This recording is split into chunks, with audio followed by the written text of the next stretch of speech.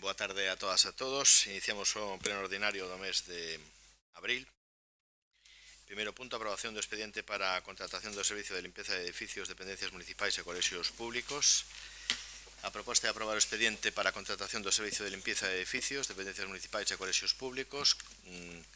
Considerar as razóns expostas na memoria justificativa do contrato e establecer como procedimento da situación o procedimento aberto con multiplicidade de criterios de adxudicación de acordo co establecido no artigo 131.2, entre os que se dá preponderancia àqueles que fan referencia a características do obxecto do contrato que podan avaliarse mediante cifras ou porcentaxes obtidos a través da mera aplicación das fórmulas establecidas nos pregos. Terceiro, dispoñer da apertura do procedimento de adxudicación e de acordo co disposto no artigo 63 da LCSP, publicar no perfil do contratante aloxado na plataforma de contratación do sector público e no diario oficial da Unión Europea o anuncio de licitación a memoria justificativa do contrato que inclúe a justificación do procedimento empregando para a adxudicación o informe de prescripcións técnicas que rexerán o contrato de acordo á aprobación do expediente. E cuarto, aprobar o correspondiente gasto por un importe de 2.087.000 euros 2.087.637,36 euros con cargo a partida 9331 22.700 e a seguinte distribución a anualidades. Lote 1, 169.000 euros no exercicio do 24, lote 2, 79.284,28, lote 3, 273.394,10 no ano 2025, lote 1, 338.461,89, bueno, así sucesivamente hasta completar a cuantía total de 2.087.637,36 que, polas súas características, pois é obxecto de debate e aprobación no pleno. Creo que hai unha emenda dende o equipo de goberno que se plantexa a tenor de algunha suxestión que se fai por parte de algún grupo municipal e que consideramos que o ser menor pois pode ser obxecto de incluíla neste pleno. Si é tan amable a concelleira de contratación, por favor. Lamento non haberlles podido pasar o texto da emenda hasta hoxe mesmo. Sei que se lle pasou a todos os membros desta corporación hoxe a mediodía. Espero que houberan tido tempo a vela. Non obstante, farei un breve resumen. A vista das observacións realizadas sobre a proposta ditaminada respecto ás referencias nos pregos de cláusulas administrativas particulares respecto da protección de datos e respecto dos datos do persoal a subrogar, presentamos unha emenda que consiste en modificar o prego de condicións administrativas particulares, incluindo condicións de garantía no tratamento de datos persoais, segredo e confidencialidade. Estaba redactado a cláusula 23.2 da seguinte forma. Vou a proceder a lelo, xa que tiveron pouco tempo para velo. Ademais das previstas no prego de prescripcións técnicas, establecense as seguintes obrigas. A empresa adxudicataria debe garantir en todo momento a reserva e confidencialidade sobre os datos ou informacións dos que por si mesma e os seus traballadores poñan coñecemento durante a execución do contrato, mesmo despois de finalizar o prazo contractual. Para os efectos do cumprimento do recollido nesta cláusula, o contratista comprométese explícitamente a formar e informar ao seu persoal das obrigacións que dimanan do establecido nestas normas. O contratista comprométese a non facilitar información nin datos aos que teña acceso pola execución deste servizo para calquera uso non previsto no presente prego. Pasará a dicir, ademais do anterior, o contratista deberá respetar na súa integridade a normativa vixente en materia de protección de datos. Para o caso de que a contratación implique o acceso do contratista a datos de carácter persoal, a estes efectos o contratista terá a consideración de encargado do tratamento de datos de carácter persoal de cuxo tratamento sexa responsable a entidade contratante como responsable do tratamento. Neste suposto, o acceso a estes datos non se considerará comunicación de datos. De acordo co establecido no apartado 2 do artigo 122 da Lei de Contratos do Sector Público, faise constar. As cesións de datos que se produzan no marco do presente contrato terán como única finalidade a correcta xestión do obxecto do mesmo. O contratista estará obrigado, en todo caso, a someterse á normativa nacional e da Unión Europea en materia de protección de datos. Esta obrigación terá o carácter de obriga contractual esencial. A empresa adxudicataria estará obrigada a presentar, antes da formalización do contrato, unha declaración na que poña de manifesto onde van estar situados os servidores e desde onde se van a prestar os servicios asociados aos mesmos. Así mesmo, estará obrigada a comunicar calquera cambio que se produza ao longo da vida do contrato da información facilitada na referida declaración. Estas obrigacións terán o carácter de esenciais para os efectos do previsto na letra F do apartado 1 do artigo 211. Cando finaliza a prestación contractual, os datos de carácter persoal deberán ser devoltos ou ben postos á disposición do novo encargado de tratamentos designado polo Concello. O encargado do tratamento saínte conservará debidamente bloqueados os datos en tanto puidesen derivarse responsabilidades da súa relación coa entidade responsable do tratamento, procedendo á súa destrucción unha vez finalizado o prazo previsto ou legalmente establecido. No caso de subcontratación por parte do encargado do tratamento, deberán de cumplirse os seguintes requisitos: que devantito tratamento especificouse no contrato asignado pola entidade contratante ou contratista, que o tratamento de datos de carácter persoal se axuste ás instruccións do responsable do tratamento, que o contratista e o terceiro encargado do tratamento formalicen o obrigado contrato. Nestes casos, o terceiro terá tamén a consideración de encargado de tratamentos. A maiores disto, o que xa anteriormente estaba disposto. E na páxina 45, resumo, hai unhas táboas de acordo co artigo 130 da Lei de Contratos do Sector Público. Facilítase aos licitadores información sobre as condicións dos contratos dos traballadores aos que poida afectar a subrogación. A devandita información foi facilitada ao órgano de contratación pola empresa adxudicataria do contrato en execución, e hai unha táboa coa información que nos facilitou a empresa para os efectos da subrogación. Inclúese un cadro de persoal no que aparece identificado cada empregado con un número e o centro de traballo no que presta os seus servicios. Por iso solicitamos a aprobación desta enmenda, que implicará a creación dun novo documento cuxo contido será o mesmo do prego de condicións administrativas particulares, con estas modificacións que agora se indican. En consecuencia, as referencias ao código do documento do prego de condicións administrativas particulares que se fan nos informes que integran o expediente e no acordo de aprobación do mesmo haberánse de entender feitas ao código do documento resultante, xa que cada documento, no momento da súa creación, se lle asigna un código único. Bueno, con esta enmenda que efectivamente foi unha suxestión que creo que veu por parte do BNG, non? Sí, foi unha proposta que fixo o BNG e que volveu a reiterar na última comisión informativa, decir que nos entendíamos, tal e como nos puxeron de manifesto os pregos, no caso da inclusión de condicións de garantías no tratamento de datos persoais, que non era preciso, porque os técnicos nos indicaron que a execución deste contrato non implicaba a cesión de datos persoais ao contratista. Por ese motivo o PECAP non recollía ninguna cláusula nese sentido, excepto as que xa se dixeran. E con respecto ao deber de confidencialidade sobre os datos de información dos que os contratistas e os seus traballadores dispoñan, xa estaba recollido na cláusula 23.2 do PECAP. E en canto á información facilitada polo contratista, pois xa contiña os mínimos establecidos no artigo 130 da Lei de Contratos do Sector Público. Propoñemos ampliála para que non sexa ese un motivo de controversias e tratar de alcanzar o consenso na aprobación destes pregos que sempre vemos solicitando. Gracias. Efectivamente, para ter unha maior seguridade xurídica. Habemos unha quenda de intervencións neste punto de orde do día. Sí. Tais, por parte da Alternativa dos Veciños, adiante. Moitas grazas, señor alcalde. A Alternativa dos Veciños ven promovendo desde hai anos que legalizar a situación dos contratos de servicios do Concello era imprescindible. Por desgracia, o debir dos feitos veunos a dar a razón, e hoxe resulta unha necesidade imperante sacar adiante o plego de contratación do servicio de limpieza de edificios, de limpieza vial e ben seguro que o de xardinería. Despois de darnos traslado de expediente que se tramita con tal finalidade, foron varias as aportacións que se realizaron o mesmo por parte dos grupos políticos da corporación, así como dos representantes dos traballadores.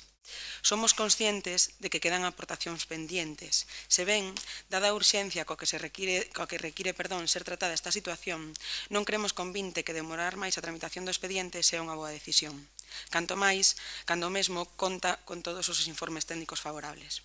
Queremos aproveitar este momento para pedir que isto non quede nun feito illado, que este sexa o primeiro dos contratos que se someta á regularización, ata terminar facendo o mesmo con todos os contratos de servicios que penden do Concello. Dito todo o anterior, votaremos a favor da proposta e tamén da emenda que se nos acaba de trasladar. Muchas gracias. Señor Méndez, por parte do BNG. Grazas, señor alcalde. En primeiro lugar, agradecer a presencia aquí hoxe entre o público de varias traballadoras e traballadores dos servizos de limpeza que hoxe continúan a reivindicar unha cuestión básica e de xustiza que é cobrar polo seu traballo. O noso agradecemento por estar hoxe aquí. Coñecen vostedes a obra A historia de dúas cidades, de Charles Dickens. Fala das diferencias no século XVIII entre Londres e París, unha delas simbolizando o caos e a outra o progreso. Aplica a perfección a este caso que exemplifica as diferencias entre o que faría un goberno verdadeiramente de esquerdas, un goberno do BNG, e o que sexa que fan vostedes desde o PSOE. A xestión desta licitación exemplifica a irresponsabilidade do seu goberno, xa que non se pode definir de outro xeito máis que de irresponsable o ter que chegar á situación a que chegamos para que vostedes fixeran o seu traballo, o que lles marca a lei, que é contar con contratos vixentes para os servizos públicos. Tiveron que estar as traballadoras do servizo meses en cobrar e anos cobrando tarde, mal e arrastro para que vostedes cumpriran coa súa obriga. Manteñen vostedes aínda unha chea de servicios en contrato, poñendo en risco, tal e como estamos a ver, non só os servizos públicos, xa non entraremos a falar da calidade, senón os dereitos das traballadoras e os seus postos de traballo. Pódese dicir de esquerdas un goberno que mantén de forma deliberada os postos de traballo e os dereitos de centos de traballadores e traballadoras en risco? Fronte á súa irresponsabilidade está a coherencia do BNG, que leva décadas reclamando a licitación dos servizos públicos para asegurar servizos públicos de calidade e o respecto e a seguridade nos dereitos dos traballadores. Como dicimos, quedan moitos servizos por licitar, por regularizar. Onde están os pregos da contratación da limpeza viaria? Hoxe están, creo, aquí algúns dos traballadores dese servizo que tamén levan tempo sen cobrar e que seguen agardando unha resposta a esa pregunta. Non contrataron vostedes a unha asesoría técnica externa para a redacción dos pregos? Onde están? Agardamos que despois poidan responderlle aos traballadores esa pregunta. Cando falamos de coherencia do BNG, temos enfrente as incoherencias do PSOE de Culleredo, que neste lance de máis de 6 meses, desde que comezaran as manifestacións públicas por parte das traballadoras e traballadores, hasta chegar a este punto, nestes 6 meses, o alcalde propuxo procurar fórmulas para a revisión de prezos que sabía que eran ilegais, dixo que actuaría contra a empresa se realizaba un ERTE, e non fixo absolutamente nada chegado o caso. Fronte a esas incoherencias, a coherencia do BNG, que seguía reclamando a licitación deste servizo para garantir uns servizos públicos de calidade e garantir os dereitos das traballadoras. Lembran vostedes cando tivo lugar esa primeira manifestación? O 5 de outubro. Pasaron 6 meses. Lembran vostedes cantas veces dixeron as traballadoras que os pregos iban a saír xa? Seguro que perderon a conta. E lembran vostedes cantas veces mentiron botando a culpa ao BNG do retraso na presentación en pleno deses pregos? Diso segurísimo que perderon a conta. Mais a realidade é que vostedes non puxeron a disposición dos grupos da oposición a documentación dos pregos até o pasado 3 de abril. A oposición non tivo acceso a estes pregos ata o día 3 de abril. Para levalos a ditamen a unha comisión especial o 9 de abril. Até ese momento, vostedes non quixeron escoitar ningunha das propostas da oposición. Nada, absolutamente nada. Porque, bueno, vostedes non aceptan o resultado electoral, non aceptan que precisan dos grupos da oposición para facer avanzar este concello. Están vostedes moi próximos a eses que critican en Madrid por non aceptar os resultados electorais. Están vostedes, señoras e señores do PSOE, moi cerquiña. Malia todo, fronte á súa cegueira e irresponsabilidade, o BNG fixo ese mesmo 9 de abril as súas propostas para mellorar uns pregos que eran claramente deficitarios. Deficitarios hasta o punto, que lles costou aceptalo, deficitarios hasta o punto de que hoxe mesmo, 6 horas antes deste pleno, teñan vostedes que autoenmendarse. O que acaba de ler a señora Iglesias é unha autoemenda á proposta do propio goberno, porque saben que había deficiencias nos pregos de contratación que deixaban a porta aberta a un recurso por parte das empresas que se queiran presentar ao concurso. E o BNG, desde o 9 de abril, xa lle lo fixo saber. Vamos a repasar algunhas desas cuestións.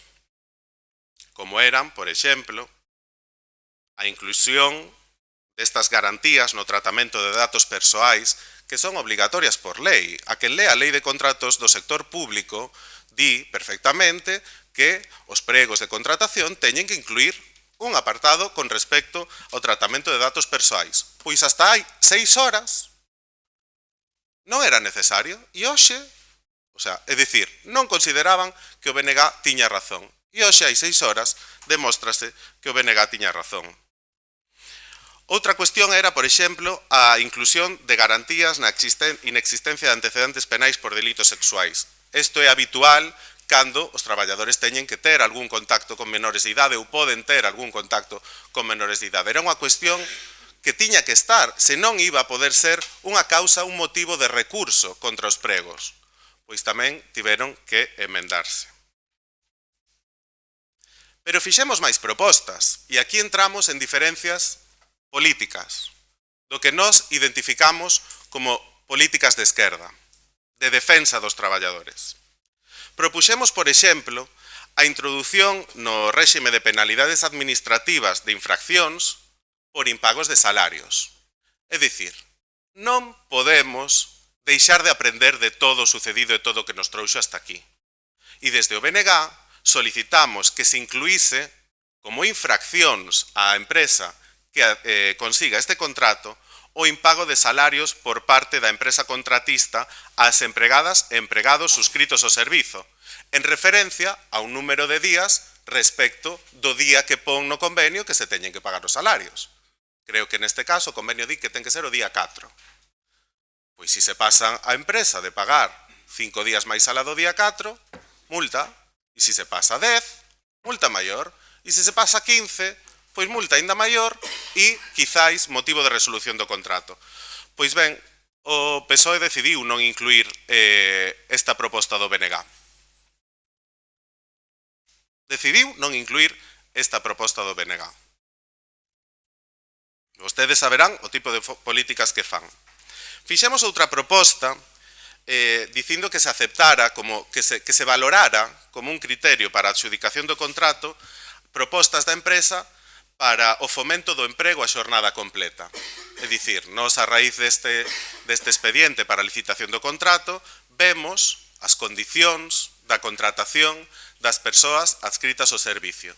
E vemos que hai persoas que teñen xornadas de menos de 8 horas semanais. Microcontratos. E nós o que propoñemos é que se valore positivamente as ofertas daquelas empresas que digan: eu vou ampliar a xornada ás traballadoras que así o queiran facer voluntariamente nesta medida, pois eu ofrezo que se formalicen X número de contratos a xornada completa. Parécenos unha forma de mellorar a calidade do emprego. Pero o PSOE decidiu non incorporar esa proposta. Ademais, hai unha cuestión respecto das condicións especiais de execución. Isto pode ser algo técnico, pero seguro que nos imos entender. Pola Lei de Contratos do Sector Público, os pregos de contratación teñen que recoller unha condición especial de execución, unha medida social, medioambiental, de igualdade de xénero. Ao principio, os pregos que nos presentaron non tiñan claramente definida unha desas condicións especiais de execución. É verdade que despois fixeron unha modificación a proposta do BNG que define un pouco mellor esa cuestión. Pero nos fixemos unha proposta que nos parece que deixa clarísimamente o cumprimento desa medida especial de execución e que sería a reserva dun dos lotes nos que se divide o contrato para un centro especial de emprego ou un centro de emprego social. Estos centros especiais de emprego o que fan é integrar no emprego a persoas con discapacidade. Todos coñecemos seguramente algún exemplo noutros concellos ou noutros servizos, por exemplo, pois nos Sergas, resérvanse lotes para centros especiais de emprego. Neste caso, o que decidiu facer o PSOE é embarrar e decir que iso poña en peligro a subrogación dos traballadores, o cal saben que é mentira. A subrogación dos traballadores do servizo é un dereito que non lles pode negar ninguén. E ademais nós na nosa proposta definíamos claramente que o que había que facer era contabilizar o número de horas que quedaban cubertos polo persoal subrogado, incluso ampliando os horarios a xornada completa a aquelas traballadoras que así o decidisen e calcular a partir de aí cal deses lotes podía quedar reservado a un centro especial de emprego. É unha medida social, é unha medida de integración de persoas con discapacidade. É o que se chama contratación estratégica, que é a base desta nova lei de contratos de sector público e que consideramos que ademais é unha política de esquerdas, claramente. Pero o PSOE non o entende así. Con todo isto, o que queremos deixar claro é que o principal é a licitación deste servicio público. Sobre todo, chegados a este punto, tanto para ter uns servizos públicos de calidade como non poñendo vendas nos ollos, dar solución a unha situación de injustiza que están vivindo as traballadoras e traballadores aos que fixeron chegar vostedes a este punto. Pero tamén é certo que o BNG fixo propostas a estes pregos. Vostedes tiveron que aceptar moitas delas. Tiveron hasta que autoemendarse a 6 horas da celebración deste pleno. E o que está claro é que o BNG vai seguir facendo propostas de esquerdas, de defensa dos dereitos dos traballadores, de melloras na calidade do emprego, de integración social, de igualdade de xénero, porque somos claramente de esquerdas. Non sei de que lado están vostedes. Moitas gracias. Gracias, señor Méndez. Izaskun, Partido Popular. Sí, gracias, señor alcalde. Pues entrando en materia y analizando la situación actual, traemos a votación por este pleno los pliegos para la contratación de un servicio básico que en Culleredo la empresa adjudicataria lleva prestándolo con el contrato caducado, con todos los problemas que esto conlleva. El contrato de estos servicios está caducado porque el Gobierno local así lo ha permitido, prestando estos servicios en una situación jurídica que ha terminado perjudicando a sus trabajadores sobre los que planea un ERTE. Señor alcalde, ha dejado pasar años sin licitar no solo este contrato de limpieza de edificios, sino contratos importantísimos como el servicio de abastecimiento de agua, el de limpieza viaria, el mantenimiento de parques y jardines, ayuda a domicilio, etcétera. Yo de verdad preferiría que el concello hubiese hecho las cosas bien y que los trabajadores de estas contratas no se hubieran tenido que ver en estas situaciones límite. Pero el alcalde y su equipo llevan demasiado tiempo mostrando su incompetencia para resolver este problema, que ha concluido con la situación dramática en la que se encuentran los trabajadores y sus familias de una de estas empresas que prestan el concello 3 servicios públicos con contratos caducados y poniendo en peligro la eficiencia de los servicios públicos de este concello. Señor Riobo, no es tolerable que estemos tantos años y con tantos contratos caducados. No es tolerable esta forma irregular de pagar las facturas de todos estos contratos que tenemos caducados a través de contratos menores. Su falta de gestión es tal que hoy, en el informe que nos han enviado también de los reparos de todo el año pasado, vemos que 12,5 millones de euros se pagan de manera irregular en este concello. Y no lo decimos nosotros tampoco, también el informe del Consejo de Contas del año pasado con los datos de la auditoría que se llevó a cabo de los años 17, 18 y 19. El listado de contratos caducados al que hace referencia el informe del Consejo de Contas es el de limpieza viaria desde el 2012, abastecimiento de agua desde el 2014, servicio de ayuda en el hogar desde el 2017, mantenimiento de jardines desde el 2019 y 2020, limpieza de edificios desde el 2020 y mantenimiento de áreas de juegos infantiles desde el 2021. Y mire, usted tomó posesión como alcalde en el 2017, hace casi 7 años, y los pliegos que traen hoy para aprobación es la primera gestión que hace con este tema. Desde que soy concelleira hace 5 años, estos son los primeros pliegos que traen a aprobar a pleno. Decía Carlos Gardel que 20 años no es nada, pues mucho menos son 4, ¿verdad?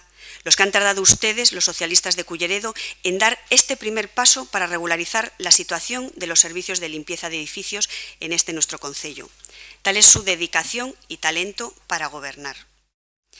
No dudamos que han puesto ustedes sobre la mesa todo su empeño, dedicación y esfuerzo en ello. Señor alcalde, sobre todo usted, al que de veras le agradecemos que por un momento haya encontrado un hueco en su apretada agenda para hacer acto de presencia en esta casa y dedicarle unos momentos a asuntos tan mundanos y tediosos para usted. Desde el Partido Popular nos preguntamos si alguien debió beneficiar el que este servicio haya estado estos años prestándose con el contrato caducado y en condiciones precarias.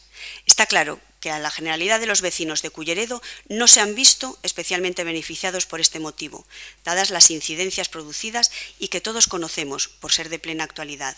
Huelgas, interrupciones del servicio, expedientes de regulación de empleo. Tampoco vemos a los trabajadores adscritos al servicio dando saltos de alegría por la situación de precariedad laboral que se deriva de la continuidad de la prestación de los servicios con el contrato caducado y en precario desde hace 4 años. Por ello, y porque quizás usted lo sepa, le preguntamos a usted, señor alcalde, ¿a quién ha beneficiado esta situación? ¿Alguien ha sacado provecho de ello? Porque si la respuesta es negativa, la verdad es que no entendemos cómo un alcalde de su contrastada valía y abnegada dedicación ha mantenido esta situación por tantos años. Por lo que esperamos que en los próximos meses y con la celeridad que se exige, las circunstancias sigan trayendo a pleno para su aprobación el resto de los contratos caducados.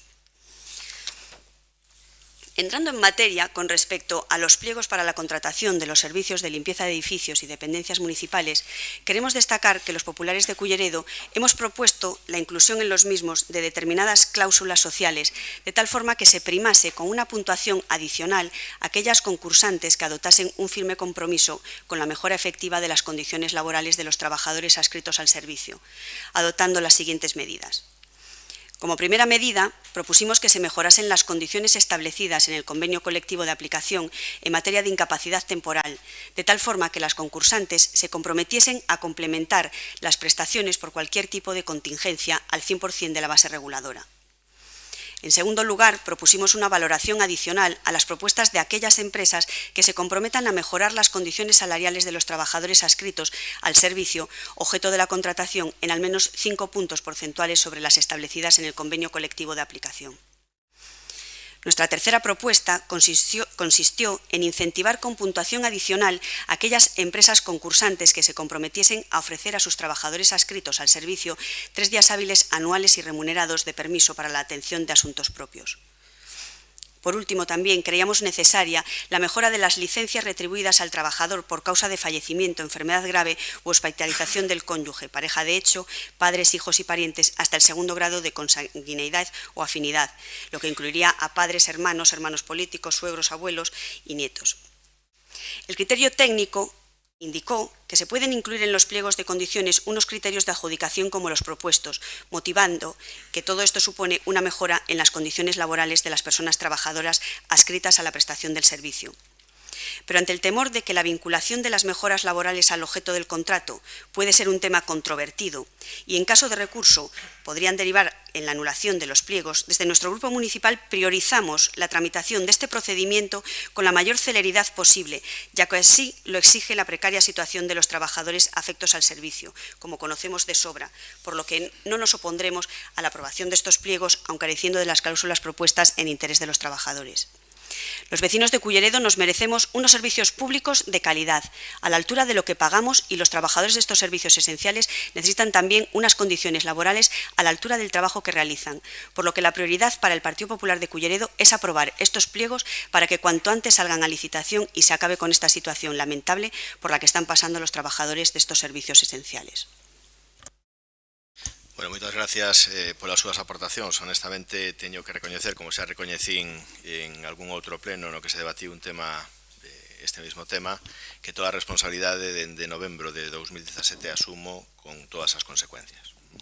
Efectivamente, todo o que pasara anteriormente, pois non o podo asumir ca mesma grado de responsabilidade, pero sí, efectivamente, nesta ocasión. Teño que, así mesmo, agradecer o talante de todos os grupos políticos desta corporación municipal en un tema tan sensible como este, todas as aportacións feitas por parte dos diferentes grupos políticos, e créanme que en aras de buscar o máximo consenso, pois non escatimamos nin o máis mínimo esforzo en incluir todas aquelas cláusulas, todas aquelas propostas que vostedes pois nos consideraron a efectos de mellorar, sin lugar a dúbidas, o pliego. Aquelas que, ainda sendo redundantes, pois podían mellorar e dar unha maior seguridade xurídica, pois así foron establecidas, e aquelas que, ainda sendo boas propostas, como as que enumeraron tanto Izaskun como o señor Méndez, pois tamén, efectivamente, a lógica nos leva a pensar así, pero os propios servicios técnicos municipais, que son os que levan o peso do pliego, pois consideraban que efectivamente esa lógica e esa redundancia en algúns plantexamentos pois podía ser obxecto incluso de recurso. Pero si no que eu escoitei a Alternativa dos Veciños, a BNG, a Partido Popular, pois teño que recoñecer que vostedes estiveron moi atentos a toda a evolución do pliego, en aras de responder tamén aos outros pliegos, é dicir, co de limpieza viaria está simplemente suxeita a un dictamen que pedimos externamente, unha opinión externa para tamén garantizar esa seguridade xurídica, porque é un pliego que leva inversión, un investimento importante a diferencia deste, e non queremos, por mor de estender demasiado os plazos e algunha outra cuestión xurídica que lóxicamente falaremos xa inmediatamente despois de celebrar este pleno, pois podamos ter algún problema, igual que o pleno de Sardiñeiría. Por lo tanto, insisto, as aportacións feitas por todos, este é un pliego no que efectivamente todos somos copartícipes. Hai que felicitar os servicios técnicos municipais, a Secretaría de Intervención e o Departamento de Contratación tamén polo esforzo, a pesar da falta de recursos humanos, para facer este pliego, e por non querer apurar tampouco en aras, pois como decía anteriormente, e perdonen que sea tan redundante, de que non haxa, ou que haxa as menores posibilidades posibles de que haxa un recurso. Agradecerles, insisto, unha vez máis, pois as súas posturas, os seus plantexamentos, e, bueno, pois esperemos que teñamos unha licitación transparente, boa, e que non teñamos recursos que ralenticen, se cabe todavía máis, pois esta situación tan precaria que están a vivir sobre todo os traballadores e traballadoras da empresa adxudicataria deste servicio. Procedemos á votación. Votos a favor da proposta? Sí. Bueno, hai unha enmenda. Vamos a votar a enmenda. Votos a favor da enmenda? Desculpe, señor alcalde, pregunto, non hai un turno de réplica? Non creo que haxa obxecto a ninguna réplica, pero bueno, creo que está todo perfectamente debatido. Pasamos á votación. Votos a favor da enmenda? Eu creo que detrás das súas palabras deberíamos ter dereito a un turno de réplica. Pero votos a favor da enmenda? Votos a favor da proposta? Bueno, perdón, votos en contra, pensei que había unanimidade. Votos en contra da enmenda? Na enmenda non. Votos, abstencións na enmenda? Pois coa enmenda aprobada, votos a favor da proposta? Votos en contra? Abstencións? Moi ben. Pasamos ao segundo punto da orde do día. A aprobación do convenio entre a Diputación Provincial de Albacete e o Concello de Culleredo para a posta en disposición da totalidade de aplicativos e ferramentas que integran a plataforma Sedipo Alba.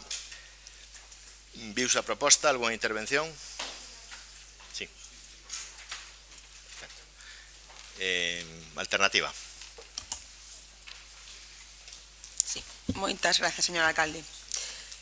No pleno do pasado... Espera un segundiño por... Interveño xa, o digo...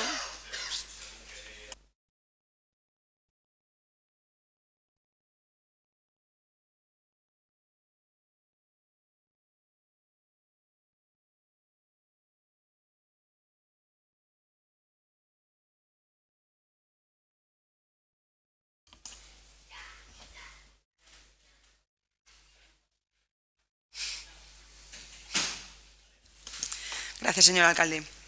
No pleno do pasado mes de decembro presentamos unha moción trasladando a necesidade de mellorar a sede electrónica municipal, así como a páxina web. Esta moción obedece a un itinerario de traballo que nos propuxemos para este primeiro ano de mandato, orientado a poñer os nosos esforzos en aqueles ámbitos que nos parecen fundamentais para a mellora do Concello. Estamos a falar de temas de índole estructural, como son a mellora da situación de déficit de personal no Concello, a mellora de todos os medios de xestión administrativa que redunden na eficiencia a hora de ofrecer solucións aos administrados e, por último, a regularización dos contratos de prestación de servicios do Concello. Hoxe celebramos que todos eles son abordados con varias propostas. Gracias ao apoio de toda a corporación sobre esa moción e as múltiples contribucións e aportacións que sobre a mesma veu a realizar a Secretaría Municipal, nós só estábamos a ser coñecedores da punta do iceberg, pero había moito máis que tratar. Esa moción veu en dar no que hoxe se coñece como Programa Temporal de Implementación da Administración Electrónica no Concello de Culleredo, sendo un dos puntos que hoxe estamos a debatir.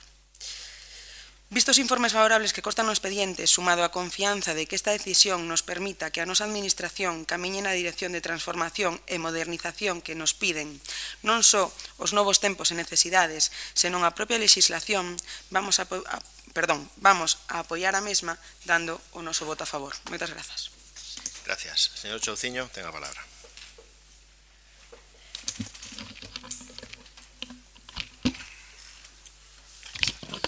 Moitas grazas, señor alcalde. Que o PSOE non ten un proxecto para este país, xa o sabíamos.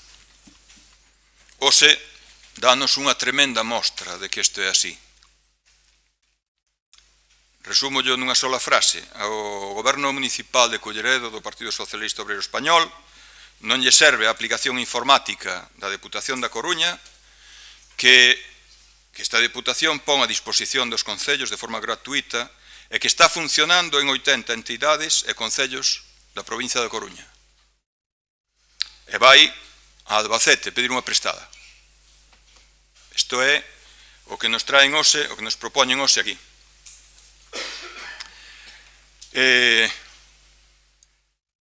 Leo aquí o detalle que está na propia página web da Deputación da Coruña: 70 concellos, 5 mancomunidades, o Consorcio das Mariñas, o Consorcio contra Incendios, o Consorcio de Turismo e Congresos, o Auditorio de Galicia, a Empresa Pública de Servicios Urbanos Municipais de Arteixo, Sumarte, e a Deputación da Coruña utilizan o conxunto de aplicacións da Deputación da Coruña. Pero ao alcalde, que ademais é deputado provincial e presidente da Comisión de Facenda, Especial de Contas, Recursos Humanos e Avance Digital, ese señor que está aí sentado, presidente de todo isto, incluído de Avance Digital, da Deputación da Coruña, é dicir, que ten que responsabilizarse de que haxa un avance na administración digital non en só en Culleredo, sino en toda a provincia, en donde a continuación falaremos de como efectivamente se poñen unha serie de recursos para os que se gastan uns cartos, etc., pois resulta que eso para Culleredo non vale. Temos que acudir a Albacete, pedir unha aplicación informática prestada para facer o mesmo. Isto pode que lles pareza inconcebible, pero é así. Invitamos a todo o mundo que nos escoita a que saquen o móvil, abran un buscador e escriban https://consellodigital.dacoruna.gal. É unha URL ben sinxela e verán como nos contan as excelencias das aplicacións informáticas que a Deputación da Coruña pon a disposición dos concellos de toda a provincia. Pero o Concello de Culleredo, insisto, no que é o noso alcalde é presidente da Comisión Especial de Facenda Especial de Conta de Recursos Humanos e Avance Digital, pois resulta que prefire que lle presten a Deputación de Albacete. Vamos ver algúns detalles de como son, ademais, as condicións, vale? Porque parece que eu tuvera aquí algo en contra da xente de Albacete, que seguro que non hai mellor xente que ela no mundo. Pero di o punto cuarto, disponibilidade. A Diputación de Albacete comprométese a ofrecer a aplicación de SEDIPU Alba a través de sistemas de infraestructura tecnolóxica e de comunicacións adecuada e debidamente mantida 24 horas ao día, 365 días ao ano. Para que nos entendan, isto non é como cando un compra unha aplicación informática ou cando a descarga de unha aplicación gratuita, cando descarga un o LibreOffice ou descarga o Google Chrome ou descargo no seu ordenador e utilizo desde o seu ordenador. Non. Imos utilizar, se isto prospera, a alternativa aos veciños se avanzou o voto a favor, se isto prospera, teremos todos os datos en servidores de Albacete. E dirán, que máis dá? Si ao fin e ao cabo, cando entramos en Google, conectámonos a servidores que non sabemos nin onde están. Poden estar en Silicon Valley ou poden estar en un garito na Antártida porque a refrigeración sale gratis, ou nun barco en alta mar, como sucedió en algún momento. Pero é que resulta que o importante aquí é quen se fai responsable de que esa infraestructura física e lóxica estea en funcionamento, como di aquí, 365 días ao ano, 24 horas ao día. Aínda que, efectivamente, veñen unhas certificacións, faltaría máis, a cuestión é que estamos en un organismo, en unha administración pública.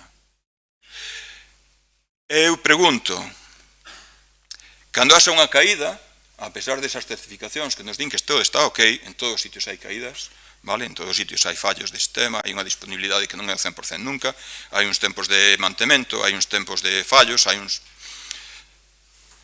outro tipo de fallos.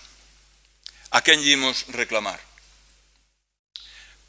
O alcalde de Culleredo está presente ou ten compañeiros da súa agrupación do PSOE da provincia da Coruña na Deputación de Albacete? Pois non. Entonces, se estuéramos utilizando a aplicación da Coruña, da Deputación da Coruña nestas condicións, pois, oiga, ante unha caída, chámase por teléfono porque se ten o teléfono de alguén, ou acúdese, ou faise as accións pertinentes, ou pídense responsabilidades nas comisións e nos órganos onde teñen presencia os deputados provinciais da provincia da Coruña. Pero en Albacete non temos presencia. Dígolle máis. Se ustedes entran na URL que lles dixen hai un momento, concellodigital.dacorona.gal, verán que ao pé desas páxinas web sempre hai unha faixa que nos indica que isto é financiado pola Unión Europea e forma parte do Plan de Recuperación e Transformación e Resiliencia do Goberno de España. É dicir, que está metendo fondos en que a Deputación da Coruña poña un ecosistema de aplicacións a disposición de todos os concellos da provincia. E resulta que quen está presidindo a comisión que impulsa isto, pois vai a Albacete buscar unha aplicación. Entón, eu pregunto, que opinará a Unión Europea e máis o Estado español que aportan fondos de resiliencia de que a Deputación estea gastando cartos que non lle sirven ao alcalde que preside a comisión que leva isto? Isto é o máis absurdo que un vio na súa vida política en 9 anos que leva o voceiro do BNG nesta corporación.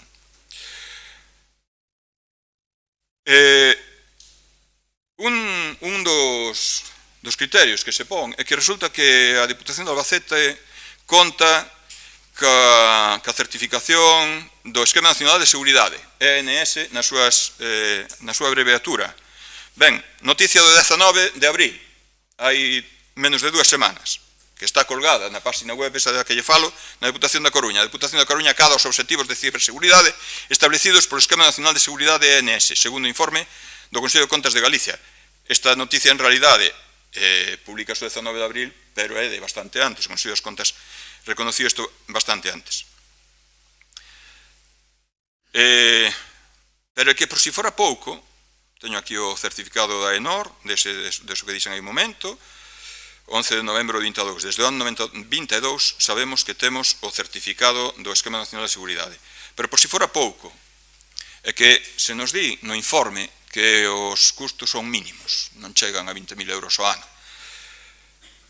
Pero é que resulta que isto leva bicho, porque di a técnica de informática do Concello de Culleredo, cando lle preguntan que lle parece, e vou ler só un par de liñas, podría ler porque o informe é bastante máis exhaustivo, máis amplio, di, haberá que ter en conta os custes de mantemento anual calculados, poderán verse incrementados en función do almacenamento ocupado na plataforma que dai depender da cantidade de expedientes que se alcancen a migrar desde a plataforma actual OpenCertiac, que é o nome que ten a aplicación que temos hoxe en día en Culleredo, que é o que pretendemos cambiar porque realmente hai moitas queixas dos funcionarios e tamén de todo tipo de usuarios. Sigo. Así como da cantidad de información que se digitalice para expedientes que poden consumir un maior almacenamento, como poden ser os de urbanismo e obras públicas, onde pode incorporarse ao sistema proxectos con maior tamaño. Hai que resaltar, a provincia de Albacete, a maior parte dos concellos son de un tamaño moi pequeno. Entonces é moi interesante esta anotación da técnica de informática. Pero sigue, di, a maneira de realizar a migración da información actual está en proceso de estudio técnico. Subraya, hai que analizar as diferentes opcións disponibles a ver se se poden aplicar a nosa situación actual. Segundo a que sexa viable, poderemos ter custes engadidos ou non, dado que o plantexamento do proxecto a realizar a migración do histórico de expedientes e do rexistro con posterioridade á posta en produción da mesma. Haberá que analizar todas as implicacións a nivel técnico e organizativo que isto poda conlevar. É dicir, que o que nos están propoñendo di a técnica informática que non está recollendo todos os custos posibles. E non está recollendo porque non nos cuantifica. E non nos cuantifica porque os obvia, a pesar do que lle están indicando. É dicir, que aquí vamos votar algo que ten uns custos incertos. A quen lle vexan vostedes levantar a man, sepan vostedes que está asumindo un custo incerto do que nos vai supoñer pois que os datos que neste momento ten o Concello de Culleredo baixo unha aplicación que se chama OpenCertiac pasen a estar nunha aplicación que se chama Sedipualba, que depende da Diputación de Albacete. Podería abrir o documento da informática, da técnica informática, que leva moitísimas máis anotacións. Creo que con esas dúas, así para empezar, temos abondo e non queremos alargarnos demasiado. O noso voto, se o adiantamos, vai ser en contra. Nós non estamos a favor de asumir o que poderíamos asumir gratis, ou mellor dito, xa financiado cos nosos impostos na Diputación da Coruña, para o que se están gastando cartos dos fondos de resiliencia, dos fondos europeos, que se pon a disposición de todos os concellos da Coruña, que está funcionando en 80 organismos entre concellos e outro tipo de organismos, perfectamente, e que se está millorando, está aínda en proceso de melloras, e que se entren ustedes nese URL vai decir que é unha cousa maravillosa. Entonces, alguén nos debería explicar aquí a que imos a Albacete. Xa non vayamos ao tema da formación, en donde aquí se fala de que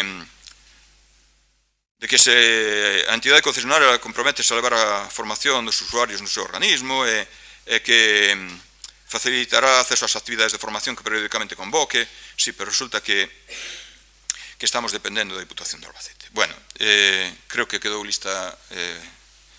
clara a nosa visión desta cuestión e que non é a forma. E máis, só unha pequena anotación máis. O BNG leva anos, lustros, peleando con esta cuestión de que hai que migrar a aplicación informática, hai que actualizar todo o ecosistema informático de Culleredo, que está moi atrasado, está moi obsoleto, E sempre propusemos que a Deputación da Coruña se pon a disposición un ecosistema de aplicacións informáticas para dar solución, e que está funcionando en toda a provincia. Xa non digamos de que nos poñamos de acordo cas outras diputacións de Galicia para que poidamos ir conversendo en unha sola, a ver se o día que desaparezan as deputacións, esperemos que sea pronto, pois que isto poida pasar a depender dun solo aplicativo e que o leve unha dirección xeral da Xunta. Pero, como dixen ao principio, nós temos un proxecto para este país, o BNG ten un proxecto para Galiza, o PSOE xa se ve que non o ten. Moitas grazas. Gracias, señor Chouciño. Señor Leites. Muchas gracias, señor alcalde. Se entienden las causas por las que se quiere implementar nuevas herramientas y llevar a cabo la modernización de la sede electrónica, porque nos constan los numerosos problemas técnicos que surgen en la misma y lo poco intuitiva que resulta para el ciudadano, por lo que todo el proyecto que sirva para resolver la situación actual y mejorar la administración y acercar al ciudadano tendrá todo nuestro apoyo. Pero este cambio no se puede hacer a la ligera, ya que los efectos, en caso de que no se lleve a cabo con éxito, lo van a sufrir principalmente los vecinos y vecinas de Culleredo. Del éxito de este proyecto dependerá, en parte, que se ofrezca un mejor servicio tanto presencial como telemático, aunque siga siendo fundamental, principalmente, una reorganización y dotación de personal en los servicios, sobre todo en los que tienen mayores carencias. Es decir, que el principal problema de Culleredo no son las herramientas informáticas, sino la falta de personal. Es por ello que echamos en falta desde nuestro grupo político un análisis comparativo con otras opciones y soluciones técnicas posibles.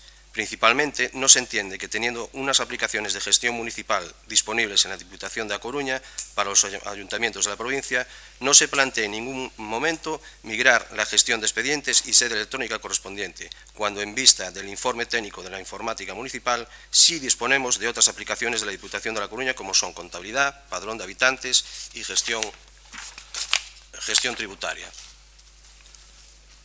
Nos falta fundamentación para descartar esa opción a favor de una solución técnica ofrecida por otra diputación, tan lejana y ajena a nuestro entorno, algo que se ve reflejado en su falta de integración con obligaciones de la Xunta de Galicia, según figura en este informe.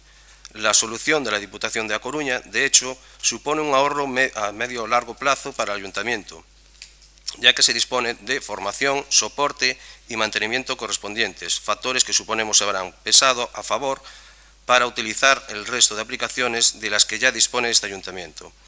Por ello, no se entiende que no se hayan tenido en cuenta estos factores en este caso. El factor económico, de hecho, es importante, ya que observando el informe técnico municipal se deducen muchos gastos que no se están teniendo en cuenta en este momento y que supondrán una inversión mucho mayor de lo que se consideró en el plan de modernización, tanto en desarrollos como en la formación del personal. Si tuviéramos constancia de cuánto puede suponer los mismos, podríamos hacer una comparativa real, pero no podemos embarcar a este ayuntamiento en un proyecto que, a priori, parece el más barato, pero que a la larga salga caro, sobre todo cuando en este momento ni se tiene presupuesto ni se le espera. Se echa en falta un informe detallado del coste económico real de esta herramienta. Pero más allá de estas consideraciones, no tenemos otra opción que preguntarnos cómo es posible que, siendo usted, señor alcalde, presidente de la Comisión de Facenda, Especial de Contas, Recursos Humanos e Avance Digital de esta Diputación, permita que el propio ayuntamiento del que usted es alcalde decida irse con otra diputación, con la de Albacete, y con el único aval de su secretario. Desde luego, es una situación de lo más surrealista. Por todo esto, nos vemos en la obligación de abstenernos en este apartado. Muchas gracias. Bien, muchas gracias.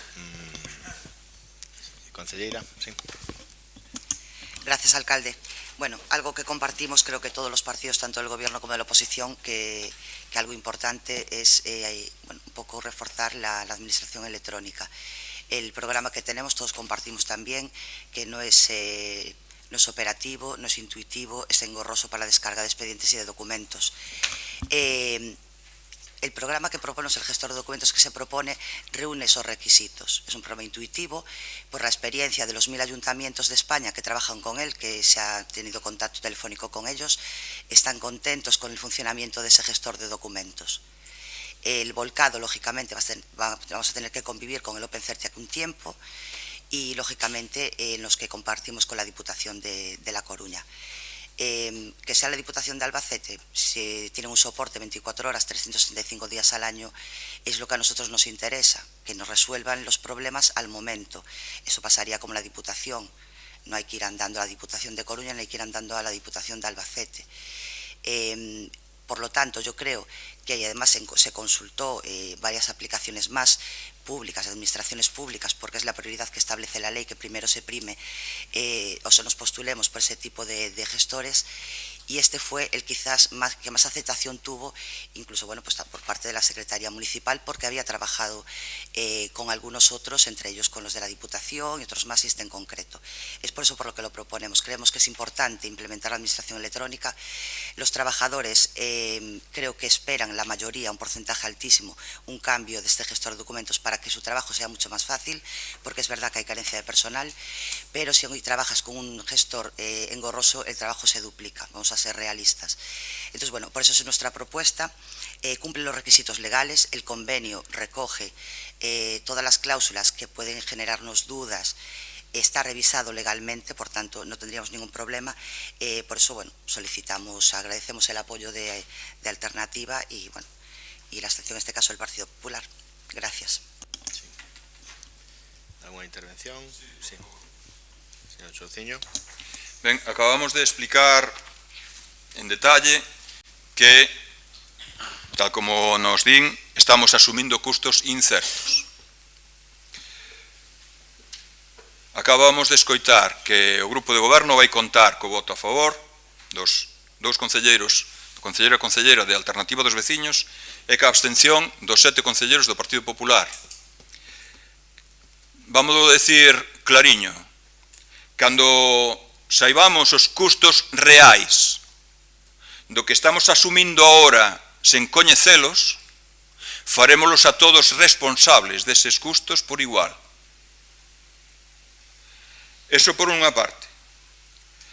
Hai que recordar, unha vez máis, o que di a técnica informática. A maneira de realizar a migración de información actual está en proceso de estudo técnico. Hai que analizar as diferentes opcións disponibles a ver se se poden aplicar a nosa situación actual.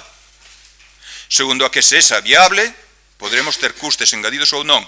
É dicir, non se avaliou, non hai ningún informe que diga que se avaliou que é o que, por que non serve a aplicación, o que o sistema de aplicacións informáticas da Deputación da Coruña. Insisto unha vez máis, o presidente da Comisión de Avance Digital non ten nada que decir ao respecto. É o señor alcalde, presidente desa comisión na Deputación da Coruña. Eu pregúntome, que opinará o señor Valentín Formoso, presidente da Deputación da Coruña, compañeiro de partido, señor alcalde, señor Riobo? Que opinará o señor Besteiro de que en Galiza os concellos do PSOE funcionen desta maneira? Pois non o sei. Desde logo, alguén debería trasladarlle esa pregunta. O BNG, unha vez máis, pensa que isto non é a forma adecuada, nin por descartar os recursos que temos na provincia que nos custan os cartos dos nosos impostos, nin porque estemos asumindo custos incertos. Cando se toma unha decisión, hai que ter certezas. Se alguén non coñece, hai unha diferencia que se avalía nos empreendementos empresariais. Esa diferencia entre o risco e a incerteza. Poden vostedes buscalo cando queiran e verán que interesante resulta esa diferencia. Incerteza, incertidume, é o que queda cando se buscou a forma de anular todos os riscos. Se un quere atravesar a tal hora o Atlántico, terá que asegurarse de que leva unha embarcación con autonomía suficiente, que leva unha embarcación que leve os recursos de salvamento para caso de naufraxio. Terá que asegurarse que leva a disposición recursos para ver o estado do mar en cada sitio e cambiar a trayectoria en función deso. Terá que avaliar todas as variables e poñerlle remedio a cada cousa previsible. E despois de todo eso, queda a incertidume. Ben? Pois igual que para cruzar o Atlántico ou para poñer unha nave espacial en órbita, vale? Ou un satélite en órbita, pois para calquer outro emprendemento como este, de cambiar o ecosistema informático que dá servicio á Administración de Culleredo, pois hai que abordarlo da mesma forma. E non podemos lanzarnos a votar unha proposta a lo loco, dicindo que nos dá igual que nos estean avisando de que os custos son incertos. Isto é unha barbaridade. Pero xa sabemos a súa opinión, a de todos nós, e a nosa, a do BNG, tamén a saben vostedes todos. Grazas. Moitas gracias. Simplemente por matizar, agradecer o tono das intervencións e decirle simplemente, señor Souciño, que o programa informático da Diputación Provincial está para concellos de menos de 20.000 habitantes. Está pensado para concellos de menos de 20.000 habitantes. Que eu saiba, este concello ten 32.000 habitantes. Efectivamente, hai concellos que en momentos puntuais, pois se adaptaron ao programa da Diputación Provincial da Coruña, pero os concellos de máis de 20.000 habitantes están optando por outro tipo de soportes informáticos porque a demanda e o software que ten preparada a Diputación Provincial está pensado, como todas as diputacións, para os concellos pequenos.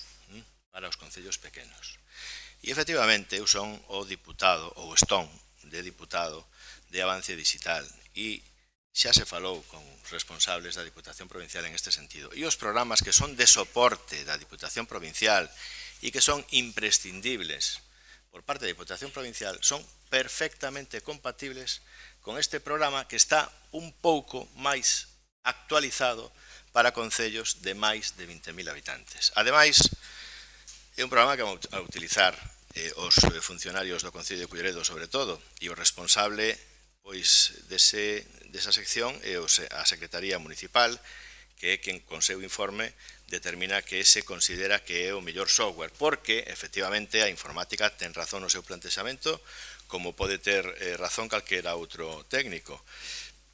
Hai moito no mercado de softwares, hai moitos programas que van destinados á administración pública, pero é unha licitación de 300.000 euros ao que estaríamos sometidos.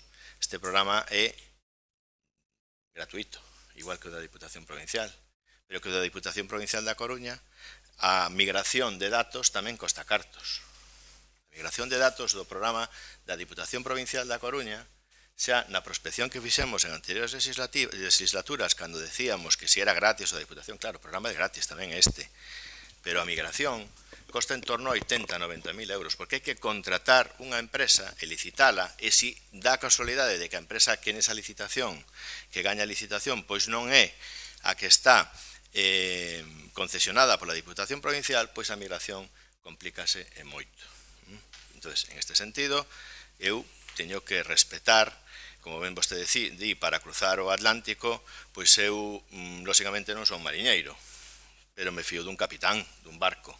E o capitán do barco, neste caso, é o responsable da Secretaría Municipal, e eu me teño que fiar del. E subo nese barco, porque as variables, utilizando a súa metáfora, o seu dito, as variables que pode haber no mar son incalculables. Eu me subo nese barco, porque creo que o que capitanea o barco, pois, efectivamente, ten moi seguro cal é o proxecto. E os que nos poden axudar a completar pois todo o que fai falta para unha viaxe tan longa, pois tamén nos din na Diputación Provincial, neste caso, que non existe nin ningún problema, nin hai ningún ego, nin ningún orgullo ferido por culpa de que o Concello de Culleredo, como outros moitos concellos dos grandes da Diputación Provincial da Coruña e algún pequeno, pois non conta con ese programa, con ese soporte.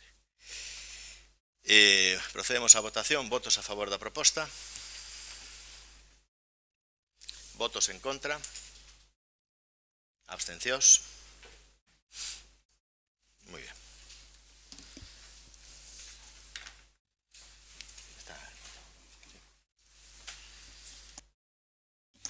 Punto número 3. Expediente de revisión de oficio do proceso selectivo de 5 prazas de Policía Local no Concello de Culleredo. Ten a palabra a concelleira de Persoal. Gracias, alcalde. Bueno, imagino que los partidos de la oposición vieron la propuesta. Lo que traemos es la resolución de este expediente que ya se inició hace tiempo. Se trajo la resolución de alegaciones en el pleno de septiembre del 2023, si no recuerdo mal. No prosperó esa inadmisión de las alegaciones de los aspirantes a esta oposición. El BNG solicitó una revisión de oficio apoyada por el resto de partidos de la oposición, que llevó a dilatar este expediente en el tiempo y tener que trasladarlo al Consejo Consultivo. El dictamen del Consejo Consultivo, como habrán leído, lo que viene a decir es lo que decían los técnicos municipales, lo que decía el informe de asesoría jurídica, lo que decía el secretario municipal, lo que decía el jefe de personal. No había ninguna causa de las alegaciones que entraran y vinieran reguladas en la ley.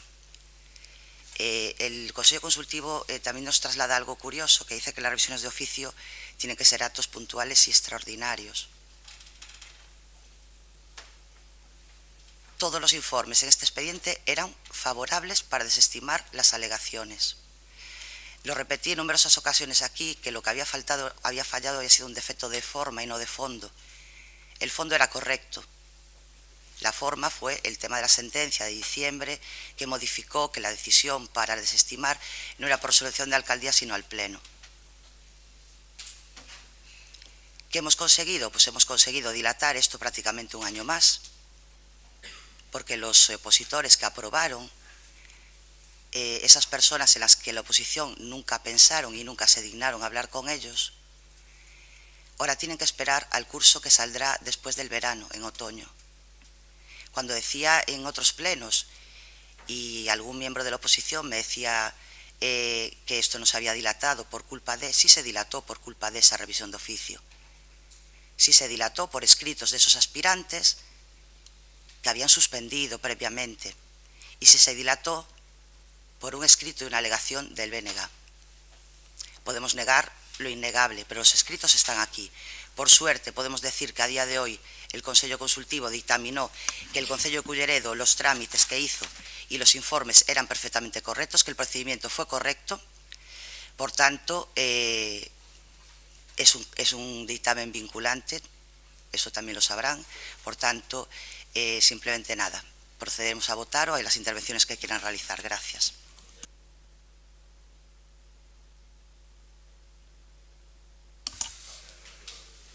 Sí, moitas gracias, señor alcalde.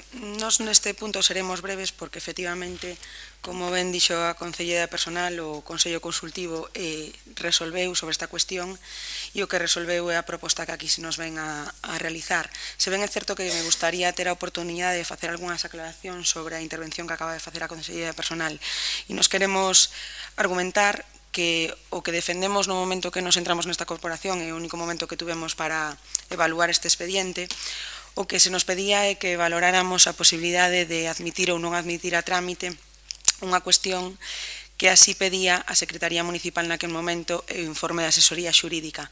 Por tanto, nos aí non entrábamos a analizar se a revisión de oficio debía prosperar ou non, porque efectivamente decíamos que os motivos de fondo debía os de depurar o Consello Consultivo mediante o seu informe preceptivo vinculante, pero que dada a situación a que había chegado o expediente, e como decimos, non só decíamos nós, senón que a propia asesoría xurídica do Concello e a Secretaría Municipal así o decían, debía de ser admitido a trámite, evaluado polo Consello Consultivo como se fixo, en función do que dictaminase o Consello Consultivo, informe que efectivamente é preceptivo e vinculante, levar a cabo o acorde correspondente á revisión de oficio.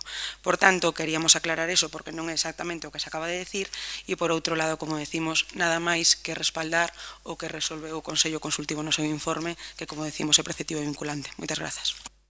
Gracias, señor Chouciño. Sí, moitas grazas, señor alcalde. Mire, ustedes siguen ca matraca de que se axudou a exercer os dereitos, por suposto. Axudamos a exercer os dereitos a que non estaba conforme con unha situación que presentaba numerosas irregularidades. Que o Consello Consultivo di que non é nulo de pleno dereito. Ben, porque esa figura é moi concreta e non estimou. Pero podemos botar un ollo ao itinerario que tuvo este expediente, empezando pola propia aprobación en Xunta de Goberno, en donde levaba un informe da secretaria dicindo que efectivamente non podía exercer de secretario unha persona distinta ao secretario municipal. Esa é a primeira irregularidade, a primeira muesca no historial. Despois hai que recordar que teño así algunhas anotacións, houbo que recorrerlles o acordo do alcalde dicindo que non procedía a revisión de oficio, porque resulta que o alcalde non é competente para resolver unha revisión de oficio. Houbo que darlles a razón a que no recorrío e tramitalo a través do pleno. Houbo que emendar a súa proposta de acordo e non se emendou de calquera maneira, recordémolo. Emendouse en base ao texto de un informe da asesoría xurídica que si coincidía cos recorrentes. E recordemos tamén que as persoas que recorreron acudiron á valedora de pobo por situacións que calquera pode buscar na prensa, que o comentou abundantemente, sobre a irregularidade dos procesos. Recordemos, unha delas, pois resulta que non lle dan a copia autocalcante que lle dan a calquera que se presente a cada oposición, a calquera oposición de calquera administración seria, dos resultados que tuvo, non, das respostas que fixo en un exame tipo test. Outra máis, esta máis reciente. Deron vostede o trámite da audiencia despois de enviar o expediente ao Consello Consultivo e había que dalo antes. E teño que recordar ao Consello Consultivo, teño que devolver o expediente. Oiga, isto está facendo mal. Ten que vir o que responden as alegacións os alegantes dentro do expediente que ven ao Consello Consultivo. Parecelle pouco itinerario como para desconfiar de que este proceso sea transparente? A nós, non. Di vostede, señora Marta Figueroa, que as revisións de oficio deben ser unhas cuestións extraordinarias. En Culleredo hai tantas cousas extraordinarias que a excepción convírtese en regla. Estamos aquí, pleno tras pleno, denunciando aberracións como tanto políticas como administrativas, continuamente. Acabamos de ver como prospera que collamos unha aplicación de Albacete, que é unha cousa inconcebible. De verdad que se Mortadelo e Filemón levantaran a cabeza, pois farían se Ibáñez levantar a cabeza, faría un Mortadelo e Filemón dedicado a isto, non? Entonces, o único que nos queda é darlle os parabéns a quen considerou que se vulneraban os seus dereitos e o reclamou. Parabéns a todos eses aspirantes que non nos olvidemos, pagaron unha tasa que en Culleredo é, ou era, ou é, non teño moi claro, porque acaba de convocarse outro proceso e sigue aplicando a tasa. Entonces, é o triple, do doble ao triple, que nas outras administracións. E ve como parece que o que se pretendía con esas tasas tan altas era total para ir a un proceso que ten esta trayectoria, pois casi mellor non ir. E iso é a sensación que vostedes van deixando por aí entre a cidadanía. Nada máis e darlle os parabéns unha vez máis por exercer os seus dereitos, que é o que hai que facer sempre. Moitas grazas. Sí, Pinasco. Gracias. Bueno, creo que la exposición que ha hecho nuestra compañera Thais ha sido muy clara y bueno, lo que queremos aclarar es un poco lo mismo. En el pleno de septiembre del año pasado se propuso desde el equipo de gobierno a la Corporación Municipal la convalidación de la resolución 488/2023 dictada por la Alcaldía en fecha 21 de marzo de 2023, inadmitiendo las solicitudes de revisión de oficio formuladas por el señor Chouciño y así como por varios de los aspirantes al proceso selectivo. Sabemos que la competencia para la resolución de las solicitudes de revisión de actos nulos de pleno derecho le corresponde en el ámbito municipal al Pleno de la Corporación y no como se hizo en este caso a través de un decreto de alcaldía. Resultando, pues, a todas luces y a la vista de los pronunciamientos jurisprudenciales y doctrinales al respecto, que es clara y manifiestamente incompetente la Alcaldía para conocer, acordar y resolver la revisión de oficio de actos nulos, desde nuestro grupo municipal actuamos en consecuencia y consonancia a los mismos, votando en contra de la convalidación del decreto de Alcaldía por el que se resolvía la inadmisión de las solicitudes de revisión de oficio, en la consideración de que dicho acto es nulo de pleno derecho y, como tal, no convalidable de forma alguna, tal y como dispone la legislación vigente. Es por ello que desde nuestro grupo municipal y ante las dudas jurídicas que se plantearon, se apoyó la revisión de oficio para su análisis por el Consejo Consultivo. El informe devuelto es claro y las dudas quedan resueltas, por lo que nuestro grupo votará a favor. Muchas gracias. Concejala, ¿alguna intervención? Gracias, alcalde. Nada, solo por cerrar. Simplemente aclarar la intervención de la portavoz de Alternativa y lo que ratifica la portavoz del PP. El 26 de septiembre lo que el Pleno decidió acordó estimar los recursos para admitir a trámite las revisiones de oficio presentadas. Eso fue lo que decidió el Pleno. No sé en qué parte nos perdimos. Más allá de eso, agradecemos el apoyo, lógicamente no puede ser de otra manera. Lo que sí también quiero aclarar es que en este expediente, cualquiera que tuviera un poco de idea en relación a la ley que recoge los motivos de alegaciones, vería que los informes iban todos en la misma línea, es que eran todos favorables. Entonces, lo que no se entiende por parte de este equipo de gobierno es que un expediente con ese tipo de alegaciones, que eran 5 personas, que eran cortapegas, con 5 motivos que realmente no vinculaban al resultado de esas oposiciones, y con los informes favorables. Y esos informes vienen respaldados con este dictamen que dicen lo mismo que los informes iniciales. Que llegáramos a una revisión de oficio y a perder un año. Es lo único que quiero dejar claro. Gracias. Thais, perdón. Sí, gracias, señor alcalde. Para min é importante aclarar esta cuestión, porque evidentemente estamos utilizando, desde o meu punto de vista, termos de maneira indebida. O que se resolveu efectivamente en setembro foi que se tiña que admitir a trámite o procedimento de revisión de oficio para entrar a analizar o fondo do asunto a través do Consello Consultivo e que o Consello Consultivo resolvese o que procedera. Que exactamente o que resolveu foi que non procedía a revisión de oficio xa que non había causa de nulidade. Iso quere decir que entrou a analizar o fondo do asunto e que considerou que efectivamente o procedimento de revisión de oficio había que inadmitilo. Pero non quere decir eso que naquel momento, dada a solicitud instada, e como digo, insisto, non o digo eu, decía a propia asesoría xurídica municipal naquele momento nun informe, o decía, respaldando o que decía a doutrina a súa vez, e o decía o propio secretario municipal, había que admitir a trámite para entrar no fondo do asunto.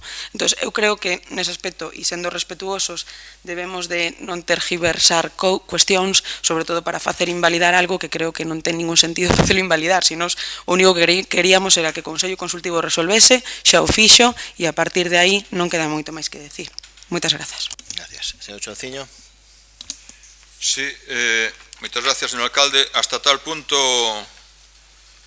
este proceso foi positivo para aplicar un saneamento aos procesos municipais que dou como resultado que o próximo proceso vai ir a través da Academia Galega da Seguridade Pública, organismo dependente da Xunta, que leva, a día de hoxe, creo que xa a maior parte dos procesos de selección de policías das localidades galegas. E, por fin, se vai facer tamén en Colleredo así.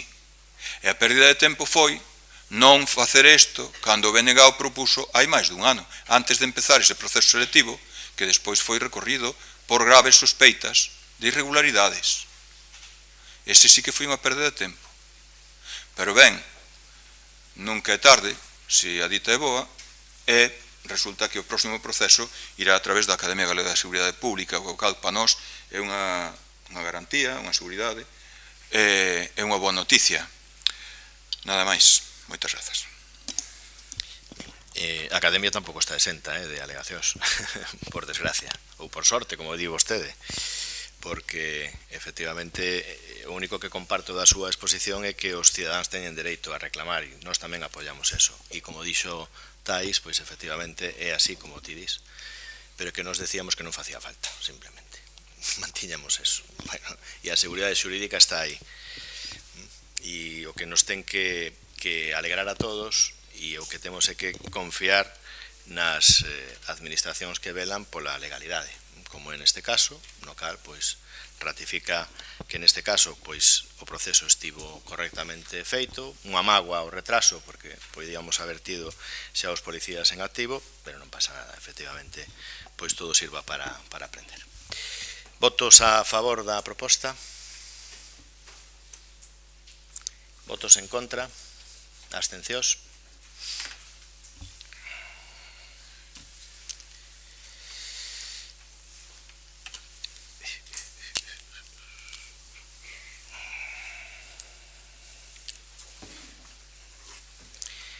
Punto número 4, convenio de colaboración coa GAS para a selección de policías locais. Viuse o expediente?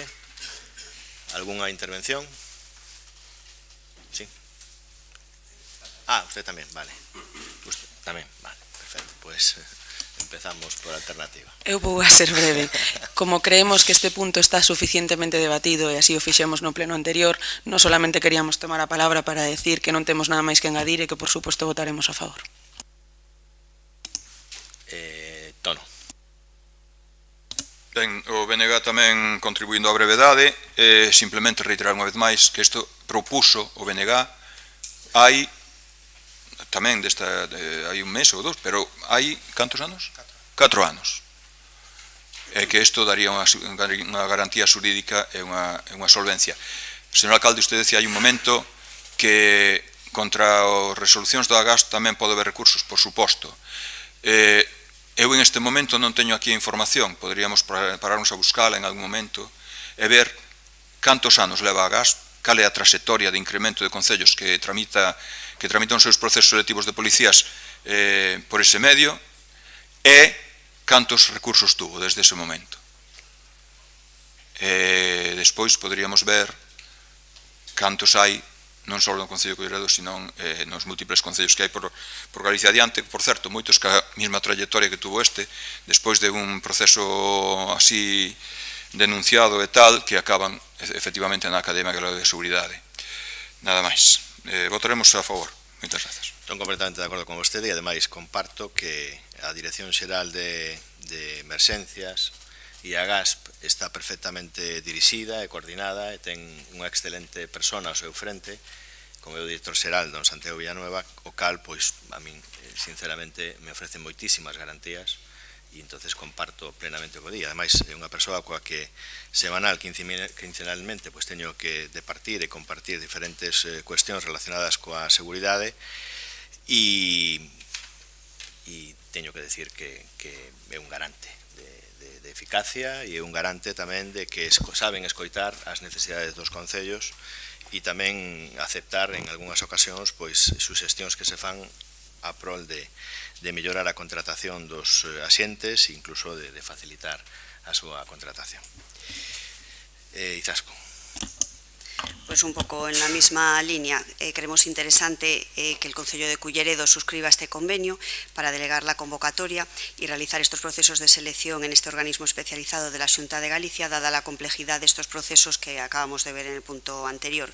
Además, así, con la falta de medios personales existentes en este concello, se podrán destinar al desarrollo de otros procesos selectivos, consiguiendo una mayor eficacia y eficiencia en esta administración local. Es por eso que nuestro voto será a favor. Muchas gracias. Procedemos a votación. Votos a favor da proposta? Unanimidade.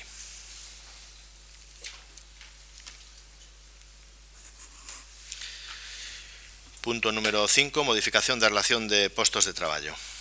Ten a palabra a concelleira de Persoal. Gracias, alcalde. Bueno, la propuesta que traemos hoy de modificación de relación de puestos de trabajo es un 99% una modificación organizativa con la finalidad de optimizar los recursos humanos y bueno, en algo que estamos de acuerdo es en la falta de personal. Creemos que con estas modificaciones, que no son pocas, podremos optimizar esos recursos de los que carecemos y iremos incrementando poco a poco. Si se vio la propuesta, lo que se hace es, el gabinete de alcaldía se extrae y se genera el servicio de nuevo de personal, se mantiene como servicio propio, no incorporado dentro del gabinete. También se crean nuevos puestos de los asesores del Partido Popular, se desaparece la jefatura de deportes, se dota el técnico de deportes y se atribuyen las funciones a la Jefatura de Cultura y Educación. Economía, Hacienda y Contratación, que es un área de las que más transversales y con las que ahora mismo tenemos menos recursos humanos, se dota con un puesto de administrativo que se dotaría con la jefa de negociado de contratación en el momento en que se jubilara. Se dota con 2 técnicos de Administración General y lo que se suprime es un jefe de negociado de tributos y de rentas debido a que los tenemos delegados en la Diputación de La Coruña y no tiene sentido ese puesto en este momento. El área de informática que se encontraba, bueno, el departamento que se encontraba en el área de Economía y Hacienda, debido a la resolución de alcaldía y a la implementación de la administración electrónica y el plan temporal que estamos proponiendo, pasa a depender del área de secretaría. Y se crea un técnico de informática que sería un grupo A2 o B.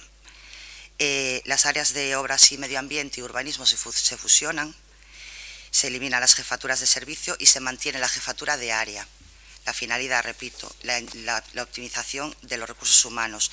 Tenemos ofertas públicas abiertas pendientes de ejecutar de ingenieros que creemos que pueden ser duales para las 2 áreas y bueno, lógicamente prestar sus servicios para ambas.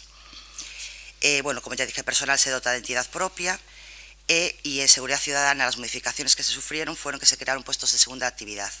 Teníamos 2 puestos de segunda actividad de policía, en la actualidad hay 3 personas con la cercanía de una cuarta, se tuvieron que crear 2 puestos más y 1 de oficial de segunda actividad. Entonces, bueno, se adaptó un poquito a la realidad que tenemos a día de hoy. La única modificación económica que hubo fue la subida en el complemento del jefe de Cultura y Educación al incrementarle deportes y participación ciudadana y porque estaba por debajo de otras jefaturas. Simplemente, cualquier duda, la aclaramos. Gracias. Sí, abrimos unha quenda de intervencións. Sí. Perfecto. Tais, de Alternativa dos Veciños, ten a palabra. Moitas grazas. Con respecto a este punto, queremos manifestar 2 cousas principais. Por un lado, somos conscientes da necesidade de reestructurar os recursos humanos existentes para que as diferentes áreas se vexan o suficientemente dotadas dada a insuficiencia de medios que temos na actualidade e que os veciños e veciñas poidan ter uns servicios acorde ás súas necesidades e demandas. Por outro lado, é necesario cumplir, e así o recolle o secretario xeral no seu informe, cito textualmente, o establecido no artigo 38.3 da Lei de Emprego Público de Galicia, polo que unha vez que se finalicen os procesos selectivos en curso de promoción interna que afectan a 32 prazas da Administración Xeral, deberán amortizarse os postos de traballo que queden vacantes e non sexan necesarios, e realizar as modificacións oportunas de cara á ordenación e racionalización dos postos de traballo segundo as necesidades existentes en cada servicio conforme o establecido o artigo 38.2 da Lei de Empleo Público de Galicia. Traemos a colación isto, xa que no expediente consta a intención de extinguir aquelas plazas que non sexan ocupadas no proceso de promoción interna e creemos que isto non se pode realizar de maneira indiscriminada, senón atención a un criterio de necesidade debidamente argumentado. Por tanto, para nós, esta proposta non deixaría de ser un primeiro paso, pero é necesario seguir traballando para conseguir o que establece a normativa relacionado coa ordenación e racionalización dos postos de traballo segundo as necesidades existentes en cada servicio, como establece, tal e como decimos, o artículo 38.2 da Lei de Empleo Público de Galicia e así o indica tamén a Secretaría Municipal no seu informe. Temos que seguir traballando en esa dirección. Por outra banda, somos coñecedores tamén, xa que así consta no expediente, das solicitudes realizadas polas distintas representacións sindicais, sendo os principais legitimados para esta cuestión. Demandas relacionadas con diferentes cuestións, máis en concreto queremos señalar a relativa á aplicación do establecido no Real Decreto 6/2023 en relación coa adaptación dos niveis mínimos do complemento de destino. Con respecto a esta cuestión, é necesario resaltar que para nós é imprescindible aplicar a legalidade vixente. Se ben, somos coñecedores de que a interpretación da citada norma non é pacífica. Por tanto, nos parece importante, cuestión que poidemos comprobar que consta no expediente, realizar unha consulta xurídica respecto do indicado á delegación do Goberno en virtude do establecido no artículo 73 da Lei 40/2015 de 1 de outubro de 2015 de réxime xurídico do sector público, así como unha consulta tamén xurídica de Deputación Provincial dentro da súa asistencia a municipios e do principio de colaboración entre a Administración Pública recollido na Lei 40/2015. Unha vez Solventadas ambas cuestións por parte destas administracións emitindo o informe correspondente, debemos de acordar o que se estableza no mesmo e dar solución á solicitude realizada polas representacións sindicais, acoplando o que corresponda nese momento á regularización de mínimos correspondente. Pouco máis que decir, dado todas estas cuestións e as dúbidas suscitadas con respecto ás mesmas, como decimos, entendemos a necesidade de regularizar a situación, se ben entendemos tamén que resulta insuficiente ou que dan, de unha maneira, mellor dito, xestións que realizar, por tanto, polo momento, nos manteremos na abstención, tratando de seguir traballando, como decimos, nesta cuestión e que a RPT e os postos de traballo alcancen a, digamos, adecuación necesaria para o Concello. Moitas grazas. Muchas gracias. Señor Méndez, ten a palabra. Grazas, señor alcalde. Como xa evidenciamos en anteriores plenos, dende o BNG rexeitamos calquera proposta que non cumpra cos principios básicos que a lei marca para a actividade das administracións públicas e como xa temos sinalado en anteriores ocasións, en materia de xestión de persoal, o goberno municipal, neste caso a concelleira reprobada, dona Marta Figueroa, ten dado mostras abondo do seu desprezo ao principio de obxectividade que marca o artigo 103 da Constitución. E hoxe trainos o seu último exemplo. Hoxe propón unha nova modificación puntual da relación de postos de traballo da RPT, a cuarta en menos de 4 anos. Todas as anteriores aprobadas co único voto favorável da defunta maioría absoluta do PSOE. Mentres tanto, os grupos da oposición, os sindicatos, o propio goberno, que iniciou xa nun par de ocasións o procedimento para revisala na súa totalidade, e incluso o propio secretario municipal reclaman unha actualización completa da RPT aprobada en 2008 para adaptala efectivamente á realidade actual da administración e ás necesidades das veciñas e veciños. Pero vostedes, señora Figueroa, seguen poñendo parches de forma totalmente arbitraria, sen un solo aceno de obxectividade. Por suposto que vostedes teñen a potestade de organizar a estrutura da administración do Concello como consideren, pero é que cada ano consideran unha cousa distinta. En 2020 fan unha reestruturación, en 2021 outra, en 2023, a un mes escaso das eleccións, outra, e esta hai que recordala porque é un dos greatest hits do goberno do PSOE. Foi de traca. Cando quen informou favorablemente a modificación foi o propio xefe de gabinete da alcaldía como secretario accidental. Modificación que propoñía el mesmo para subir o soldo a, efectivamente, a sí mesmo. Definición literal de esto de Juan Palomo. E hoxe trae vostede, señora Figueroa, outra modificación, a que, segundo o seu criterio, considera que ofrece un mellor servizo público. Pero non considera vostede que sería unha boa oportunidade esta para amosar ao persoal que dirixe o que significa o principio de obxectividade que debería rexir a función pública? Non considera vostede que sería unha mostra de obxectividade aproveitar este momento para actualizar, por exemplo, os complementos que lles corresponden por lei ás traballadoras e traballadores desta casa e que levan anos en actualizarse? Sería esa unha mostra de obxectividade? E non é só o BNG quen llo pide, pídenllo tamén os sindicatos. Pensa que este sería un bo momento? Por que non o fai? Canto tempo máis teñen que agardar para que o faga? Por favor, señora Figueroa, agradecería que nos respondese a unha sinxela pregunta. Cal é a normativa que regula os complementos de destino das traballadoras municipais? Vostede, como responsable, debería sabelo e agardo a súa resposta. Pero é que as súas modificacións puntuais da RPT, que utilizan vostedes como unha ferramenta para calqueira cousa menos organizar o persoal municipal con obxectividade, esas revisións parciais de algúns postos de traballo levan a desigualdades evidentes na propia RPT e máis evidentes se cabe para as propias traballadoras e traballadores. Nesta RPT que vostedes propoñen hai postos que coas mesmas tarefas, con mesmo grau de responsabilidade, non obteñen a mesma retribución. Hai postos que aumentan os seus complementos salariais con cada revisión e outros que, estando por debaixo dos mínimos legais, non se revisan nunca.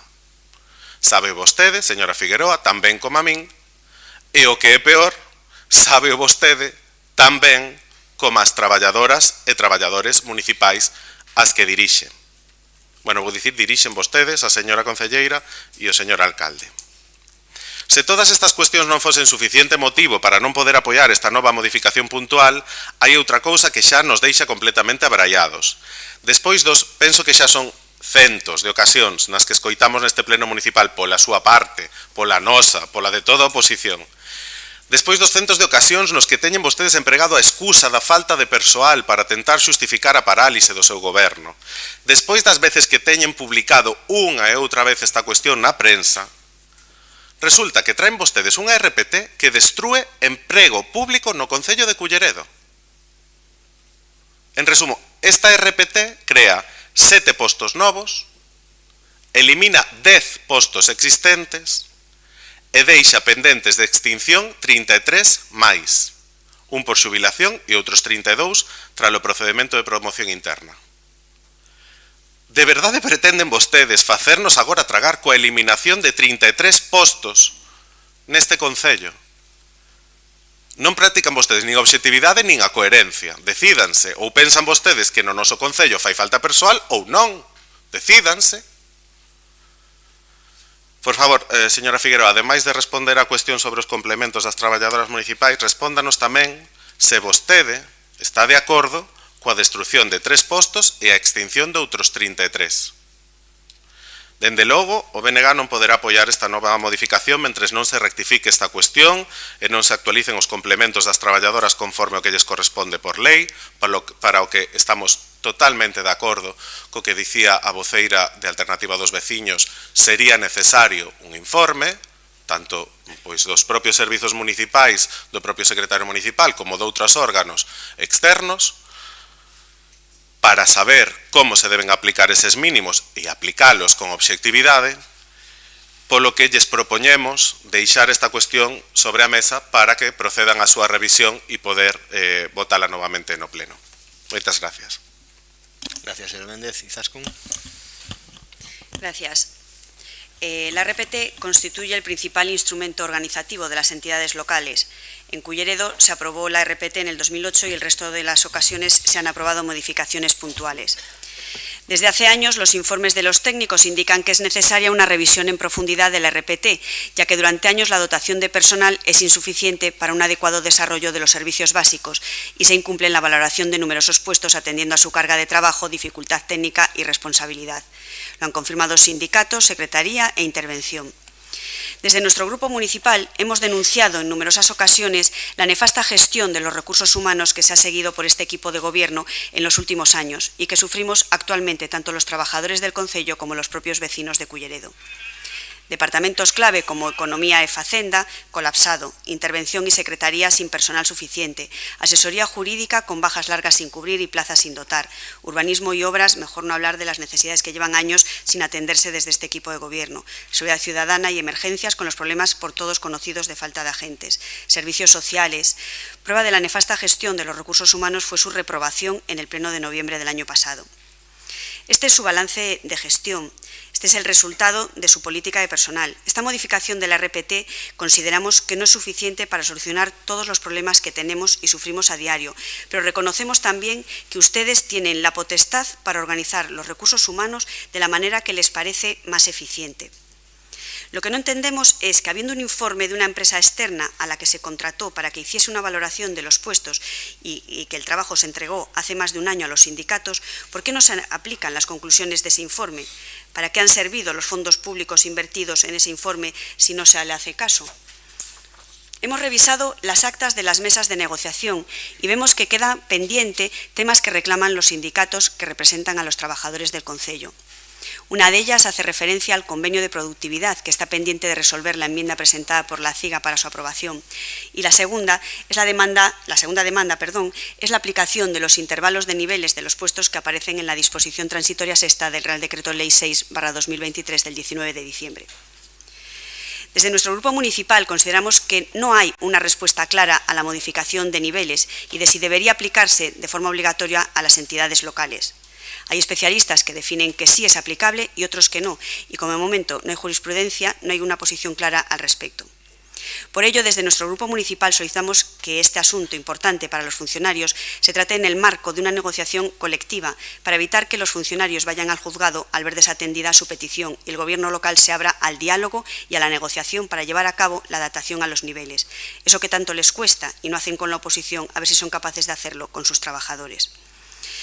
Entonces, exigimos el compromiso a la concejala de personal que en el momento que se aclaren las dudas y con los informes solicitados favorables se proceda a una nueva modificación de esta RPT que recoja esta adaptación de niveles a los establecidos por el Real Decreto Ley /2023 y se retrotraiga a 21 de diciembre de 2023 a través de la mesa de negociación colectiva que hablamos antes. Por eso que nuestro voto será la abstención. Eso lo vamos a hacer, está bien planteado. Gracias, alcalde. Bueno, la RPT, como bien se dijo aquí, en este caso es decisión del Gobierno, es autoorganización. Cuando se habla de la arbitrariedad, arbitrariedad no es una manera de organizar la estructura. Arbitrariedad sería si se le subiera el salario a dedo a un trabajador. Eso es arbitrariedad. Aquí no hay una connotación económica más allá de la que ya planteé en la exposición. El resto es una reestructuración. Cada partido de los aquí presentes haríamos la nuestra. Y seguramente el resto no la compartiríamos. Esta es la que elige el equipo de gobierno, con informes favorables, y creo que puede ser buena para optimizar los recursos humanos. Se verá. También quiero dejar claro que una RPT no es una norma de ordenación general y eterna.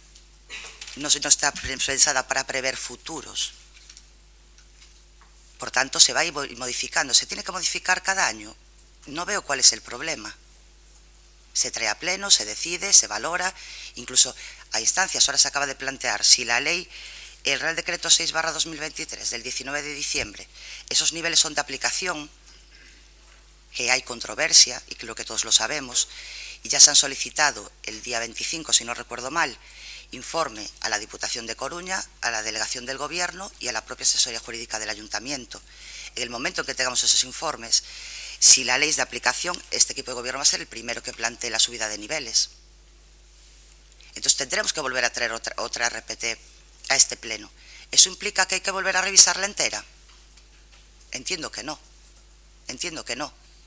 El caso que comentamos, se amplió los asesores del PP, si mañana tuviera asesores alternativos o asesores del BNG, habrá que traerlo a pleno y modificar esta RPT de nuevo. ¿Eso significa que hay que revisarla de nuevo toda? No. Por lo menos yo no lo comparto de esa manera. En relación, bueno, a los niveles aclarados, en el momento en que llegue eso, no tenemos ningún inconveniente en traerlo a pleno si es de aplicación. Es una reivindicación que hicieron los sindicatos, a ellos se les trasladó en la reunión la petición de esos informes. Entonces, bueno, en ese sentido no va a haber ningún problema. Y que luego que quede claro que este RPT destruye puestos, no, modifica puestos, elimina puestos, pero no plazas. Destrucción de empleo público es cuando tú destruyes una plaza que está dotada porque hay una oferta pública o por una promoción interna o una estabilización o una funcionalización. Yo ahora aquí puedo añadir 100 puestos con los nombres que nos apetezcan a cualquiera de los aquí presentes, no dotarlos y mañana vengo y los elimino. ¿Qué perjuicio se causó? Puesto y plaza, diferencia. La tendencia legal a día de hoy de las RPTs es que coincidan la RPT con lo que llamamos el cuadro de personal. Todas las plazas deberían de estar dotadas y es el camino que estamos intentando seguir, que estén todas dotadas. Por tanto, a la pregunta que me hacían de si estoy de acuerdo en que se extingan 33 puestos, 3 puestos, etcétera, puestos pueden extinguir los que quieran. Lo que aquí nunca se va a extinguir es ni una sola plaza, que representa una persona más que puede venir a trabajar. Algo que sí puedo decirle a Thais es que la promoción interna aquí sí traslada que si no se promociona se amortizará la plaza. En conversación que tuvimos, se pueden dejar esas plazas porque están dotadas y si son necesarias se cubrirían. Ese compromiso también lo adquiero aquí, no hay ningún problema. Vale, porque esas sí están dotadas, pueden mantenerse y hacer que incrementemos. Y algo que también quiero dejar claro es que los complementos de destino y las subidas salariales y la creación de más plazas, cuando digo plazas hablamos de dotadas, no se pueden hacer así como expone algún concejal en este salón de plenos. Tenemos un límite de masa salarial que para otro tipo de cosas sí se aplican esos límites económicos y parece ser que aquí pues no se aplican. Vamos a hacer un RPT, subimos los niveles al máximo a todos, los específicos a todo el mundo, dotamos de plazas a todos los servicios que lo requieren y luego sumamos. Esta modificación de RPT supone, en este caso, un ahorro, entre comillas, por llamarle ahorro, porque a mí en la administración pública llamarle ahorro no me gusta, de 14.000 euros. ¿Qué implica? Quedan ahí. Podrán aplicarse a futuro, pero lo que no podíamos hacer en este RPT era incrementar la masa salarial, porque entonces, lógicamente, estaríamos incumpliendo. Entonces, con la propuesta de algún concejal de este salón de plenos, estaríamos incumpliendo la legalidad. Por tanto, otra cosa es lo de los niveles. Si la ley lo permite y no lo vinculan a la masa salarial, sí. Pero yo arbitrariamente, pero es que esa ley, no sé si alguien puede demostrar aquí hoy, que la ley 6/2023 es de aplicación en la administración local. Como yo no lo tengo claro, antes de traer o hacer de kamikaze, pido 3 informes jurídicos. De hecho, ya me ha llegado un informe jurídico de asesores jurídicos del Boletín Oficial del Estado que dicen que no es de aplicación.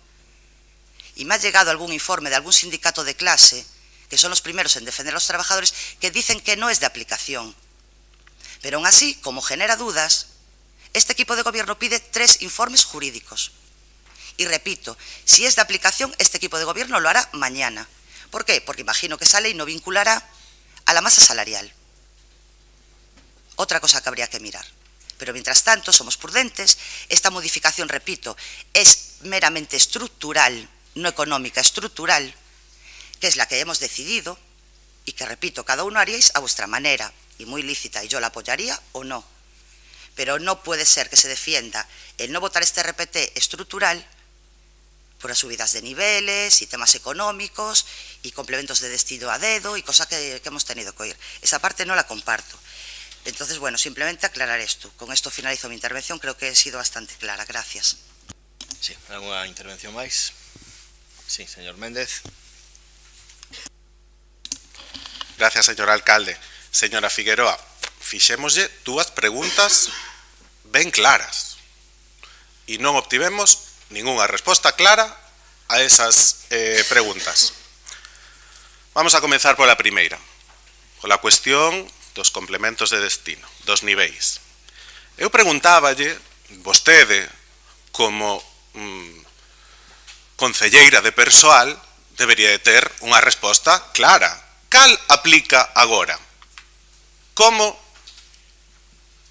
Que lei di agora cales deben de ser os niveis dos funcionarios e dos funcionarios públicos e dos traballadores do persoal laboral?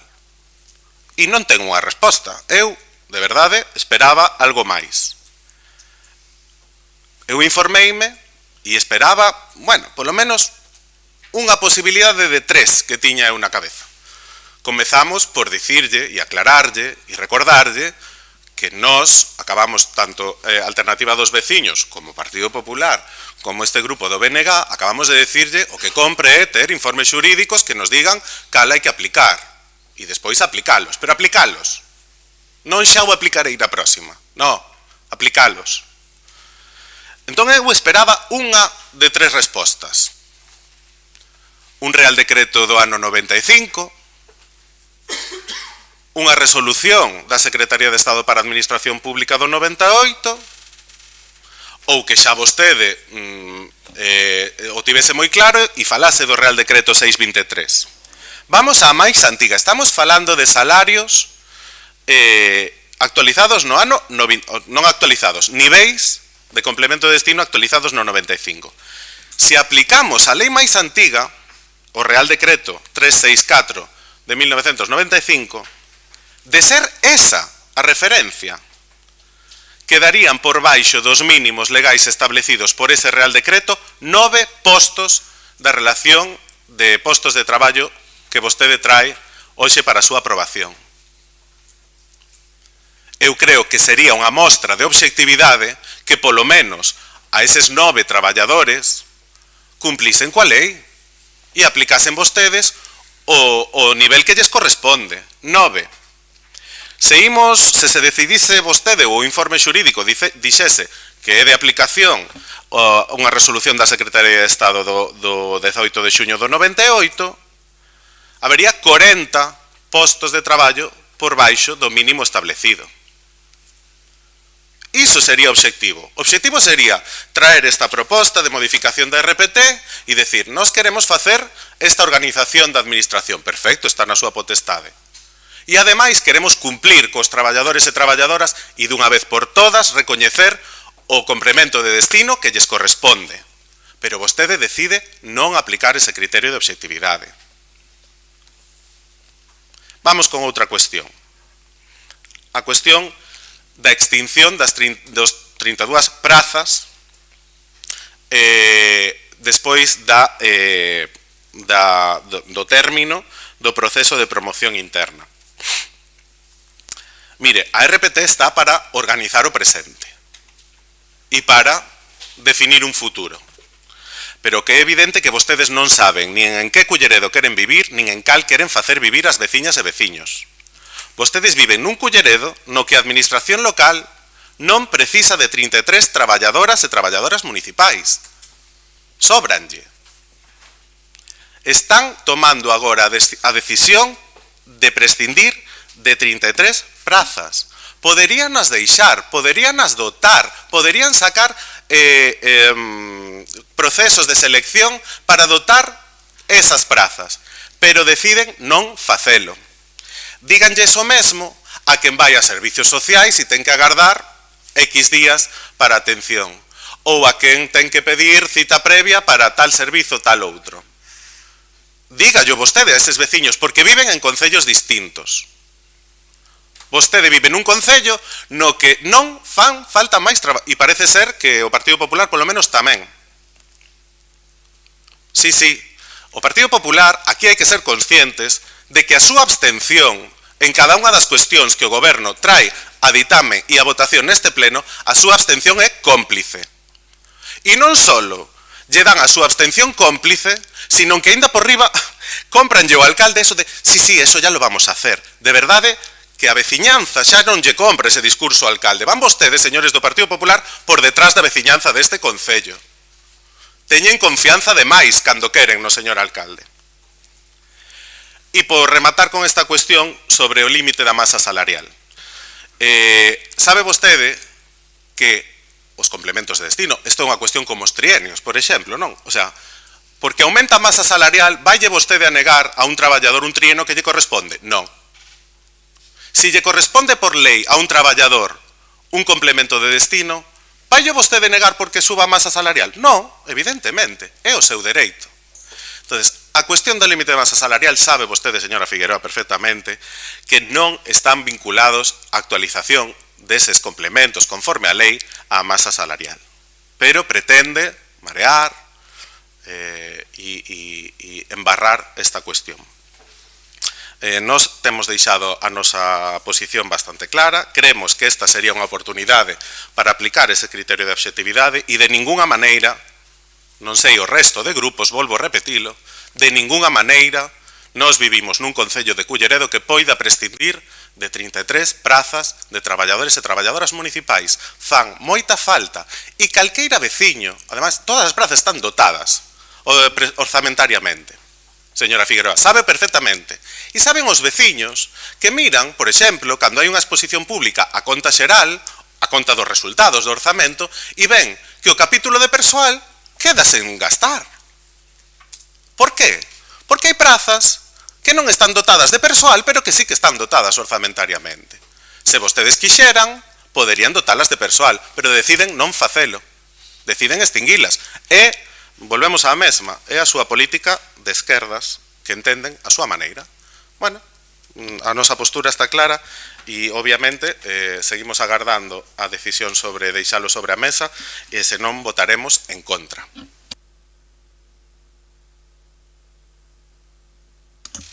Nada, solo por cerrar, nuestra postura también está clara. Y lo que me queda claro es que hay concejales en este salón que no escuchan cuando hablo. Y repiten, y repiten, y repiten. Y entrando en la ley 6/, yo no soy jurista. Repito, si aquí y ahora alguien puede confirmarme que esa ley es de aplicación, ningún problema. No la vinculé a la masa salarial, lo dije en mi intervención. Si alguien puede confirmar que es de aplicación, pero yo no puedo afirmarlo. Y creo que se hace... No, estoy cerrando yo el punto. Si no te importa, gracias. Entonces, lo que no podemos hacer es traer demagogia. Hay que asesorarse, pedir los informes oportunos que ya están pedidos y en base a lo que digo, y lo dije en mi intervención, no hace falta que se me requiera eso, están pedidos desde el 25 de abril. Y ya se acordó con los sindicatos. Y se dijo en este salón de plenos que si es de aplicación, se aplicará. Quedan actas, no es que el alcalde diga o Marta diga, no, es que estas sesiones quedan en un acta. El compromiso lo hay. Como no puede ser de otra manera, hay que cumplir la ley. Entonces dejémonos de demagogias y de querer ser juristas porque nos leemos la ley por encima y no sabemos de qué aire, de qué lado nos viene el viento. Y seamos un poco responsables.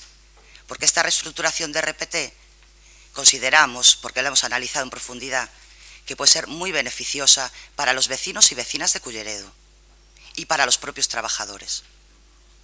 Y los complementos de destino, cuando se puedan subir, se subirán.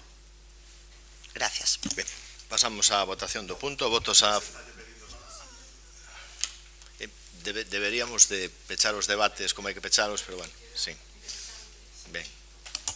Se me permiten, se a Concelleira de Personal pode aclarar algo que me pareceu entenderlle eu antes, que con respecto a esas plazas de promoción interna, pareceume entender, digo porque creo que é algo que se está debatindo ahora e me parece relevante, pareceume entender que como estaban dotadas presupuestariamente, que non necesariamente iban a ser extinguidas, que se iba a someter a consideración e a criterio de necesidade, un pouco atendendo o que expoñíamos antes, se efectivamente había que extinguilas ou non. Pareceume entender eso, entonces sí me parecería importante se o pode aclarar, porque, bueno, me parece que é un dos temas que está ahora mismo sobre a mesa. Gracias. Sí, aclaro, sin ningún problema. Vamos a ver, las plazas de promoción interna pueden amortizarse o pueden mantenerse. Podemos mantener la plaza como está, con la denominación que está. ¿Se puede hacer? Claro que sí. ¿Que es estrictamente necesario? No. Y os pongo un ejemplo. Si yo tengo una promoción interna de un administrativo a técnico, tengo las dos dotadas, esa persona promociona, pasa a técnico, me queda un administrativo. Pero a lo mejor con la dotación, para no pasarme la masa salarial, en los presupuestos del año siguiente, en vez de un administrativo, necesito un técnico, entonces amortizo esa y doto una de técnico. ¿Eso significa que estoy perdiendo puestos de trabajo, plazas del concello? No.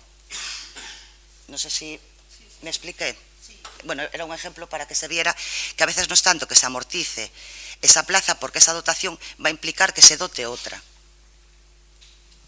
Creo que, Thais, me entendiste, ¿verdad? Vale. Con esto cerramos el punto. Gracias. Termino, Un momentito. Deduzco entonces das túas palabras que efectivamente se vai a, de alguma maneira, como estás dicindo, someter a criterio de necesidade e non extinguir, como di, que hai un parágrafo na relación de postos de traballo que así o di de maneira expresa e me parece, como digo, importante aclarar isto.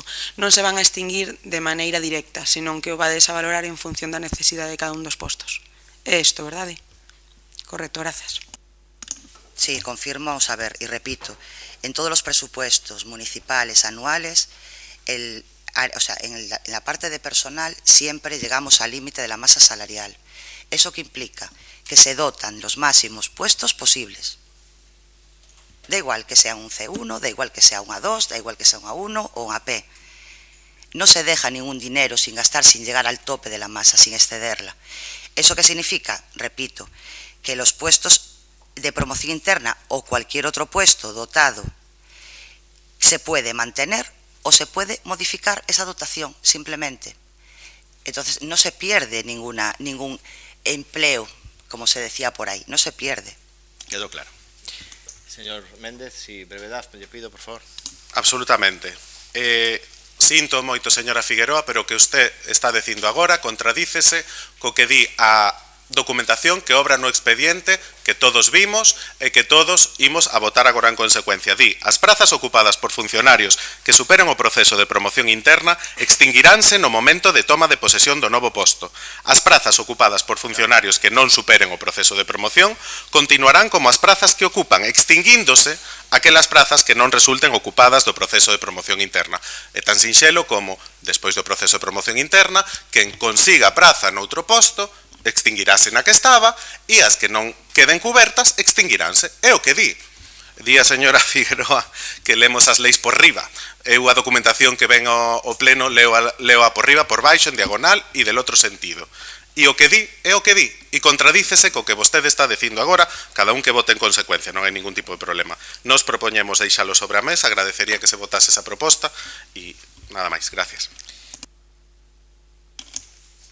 A importancia que ten lóxicamente ter dotadas as plazas é porque sabemos que no vindeiro ano, aínda que non se aprobaron os presupostos xerais do Estado, existe a posibilidade de que se derogue a lei de tasa de reposición, pero vai a ter ese matiz de que as plazas que non estén dotadas, é máis que probable que digan que as plazas que non estén dotadas non van a poder ser obxeto de concurso. Co cal é importante ter máis ou menos estruturado e non sobredimensionado as administracións nese sentido. Votamos a proposta do BNG de deixalo sobre a mesa. Votos a favor da proposta? Votos en contra? Abstencións?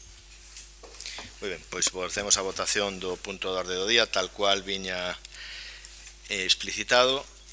Votos a favor da proposta? Votos en contra? Abstencións? Punto número 6, nomamento de persoal eventual do Grupo Municipal do Partido Popular, declaración de incompatibilidade, viuse a proposta. Alguna intervención? Sí. Adiante, Tais. Sí, nos neste punto tamén seremos moi breves. Tuvemos acceso á documentación que acredita que efectivamente a causa de incompatibilidade que había no expediente con respecto á incorporación da persoa solicitante como personal eventual xa non existe, está acaecida, por tanto, pola nosa parte non hai ningún problema en que prospere expediente e daremos, digamos, un pouco respaldo ca nosa abstención. Moitas grazas. Señor Méndez. Grazas, señor alcalde. A ver se logramos poñer algo de luz sobre este asunto, que debería ser ben sinxelo, pero no que de verdade. Eu nunca vi un expediente con tantas voltas como este, nin tan falto de sentido común. Pero bueno, tal e como figura no expediente, todo arranca no mes de outubro cunha solicitude de compatibilidade desta persoa, sen sequera ter sido proposto en ningún momento polo Partido Popular como asesor. Unha proposta que chegou máis de 20 días despois, sen ningunha explicación ou motivo da xestión á inversa deste procedimento. Esta persoa solicita a compatibilidade do posto como persoal eventual no Concello coa actividade privada como xestor administrativo. Tanto nos informes que acompañan o expediente por parte do Servizo de Persoal como do Secretario Municipal, queda claro que tanto a legislación referente ao réxime de incompatibilidades das persoas ao servizo das administracións públicas como o propio Estatuto dos Xestores Administrativos, o exercicio desta profesión é incompatible coa función pública. É de sentido común, xa que os xestores administrativos son profesionais que se dedican de modo habitual a realizar toda clase de trámites en nome de empresas e particulares ante órganos das administracións públicas das que el mesmo, nese caso, formaría parte. A respecto da súa solicitude de compatibilidade, os técnicos do Servizo de Persoal emiten un informe no que se declara a incompatibilidade para desempeñar o posto de persoal eventual, a proposto e a actividade do xestor administrativo e denégase o nomamento do mesmo como persoal eventual, salvo que renuncie á súa actividade de xestor administrativo. Un informe que chegou a ser presentado polo Goberno Municipal para o seu ditame en comisión informativa, coa intención de telo levado a pleno no mes de decembro, pero que finalmente decidiron deixar sobre a mesa. Despois dunha chea de escritos, de ida e volta entre o grupo do Partido Popular, esta persoa, o Concello, o 7 de febreiro volve solicitar a compatibilidade, pero desta volta como economista, sen presentar en ningún caso a súa baixa no Colexio Oficial de Xestores Administrativos de Galiza. para deixar as claras que xa non ten lugar a incompatibilidade declarada previamente polos servizos municipais. E o Concello tampouco reclama esa proba evidente e conclusiva, senón que solicita ao Grupo Municipal do Partido Popular que declare responsablemente se existe ou non causa de incompatibilidade para o nomeamento como persoal eventual desta persoa.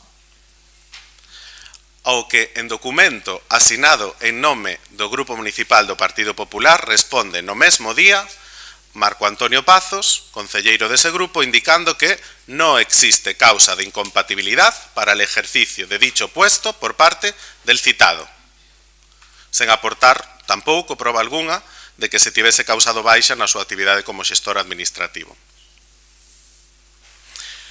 Esa declaración responsable é aclaración suficiente para que a concelleira de persoal, señora Figueroa, dicte resolución para o nomeamento desta persoa como persoal eventual, suxeito a que o Pleno do Concello resolva que o posto de persoal eventual é compatible coa actividade que realiza o nomeado. Traen agora esa proposta. Nos, na comisión informativa na que se ditaminou esta cuestión, solicitamos, evidentemente, documentación probatoria de que causara efectivamente baixa no Colexio Oficial de Xestores Administrativos de Galicia, o que parece deuse no día de hoxe. No día de hoxe, non cando o señor Marco Antonio Pazos, concelleiro do Grupo Municipal do Partido Popular, indicaba que non existe causa de incompatibilidad para el ejercicio de dicho puesto por parte del citado. Hoxe causou a baixa. Polo tanto, nos, diante de esta proba que acabamos de ver de mans do Partido Popular, do Grupo do Partido Popular, queremos propoñer unha emenda, porque este documento, que nós teñamos constancia, aínda non forma parte do expediente, e queremos propoñer unha emenda no punto terceiro, creo recordar, cando di instar ao alcalde a que non leve a cabo a toma de posesión do posto de persoal eventual por parte de don Jorge Pérez Méndez, en tanto que este non presente a súa baixa como colexiado no Colexio Oficial de Xestores Administrativos de Galiza. Queremos que, por favor, se inclúa esa emenda para deixar clara a necesidade desta proba para non entrar nese caso de incompatibilidade.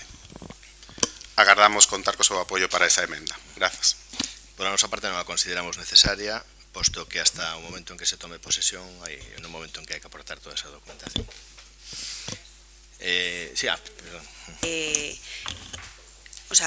Hubo diferencia de criterios en los secretarios que estuvieron en el Concello, entonces por eso tanto papeleo de un lado y de otro.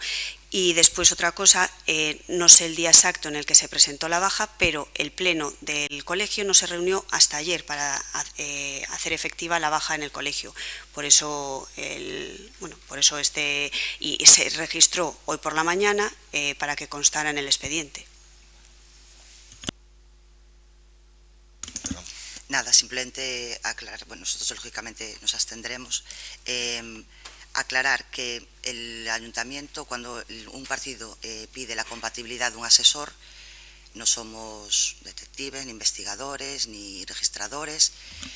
Me llama la atención que se pida un justificante de la baja en el Colegio de Gestores Administrativos cuando no hay ningún documento que acredita que está de alta.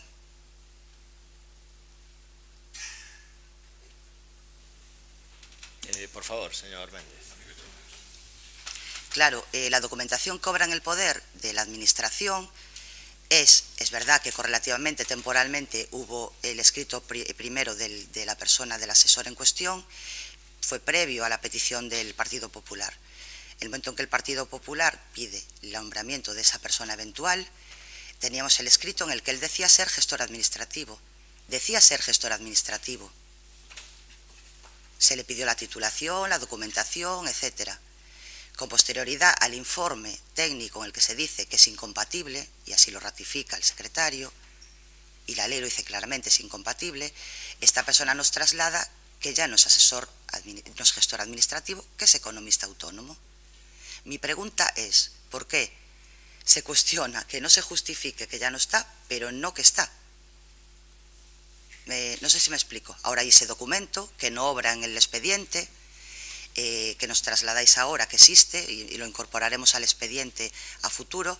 Creo que el punto está perfecto, no admitiremos la enmienda, porque es que yo creo que no tenemos obligación de pedir a la gente que nos esté entregando continuamente. Aquí se pide la titulación, igual que a todos los asesores y a los concejales.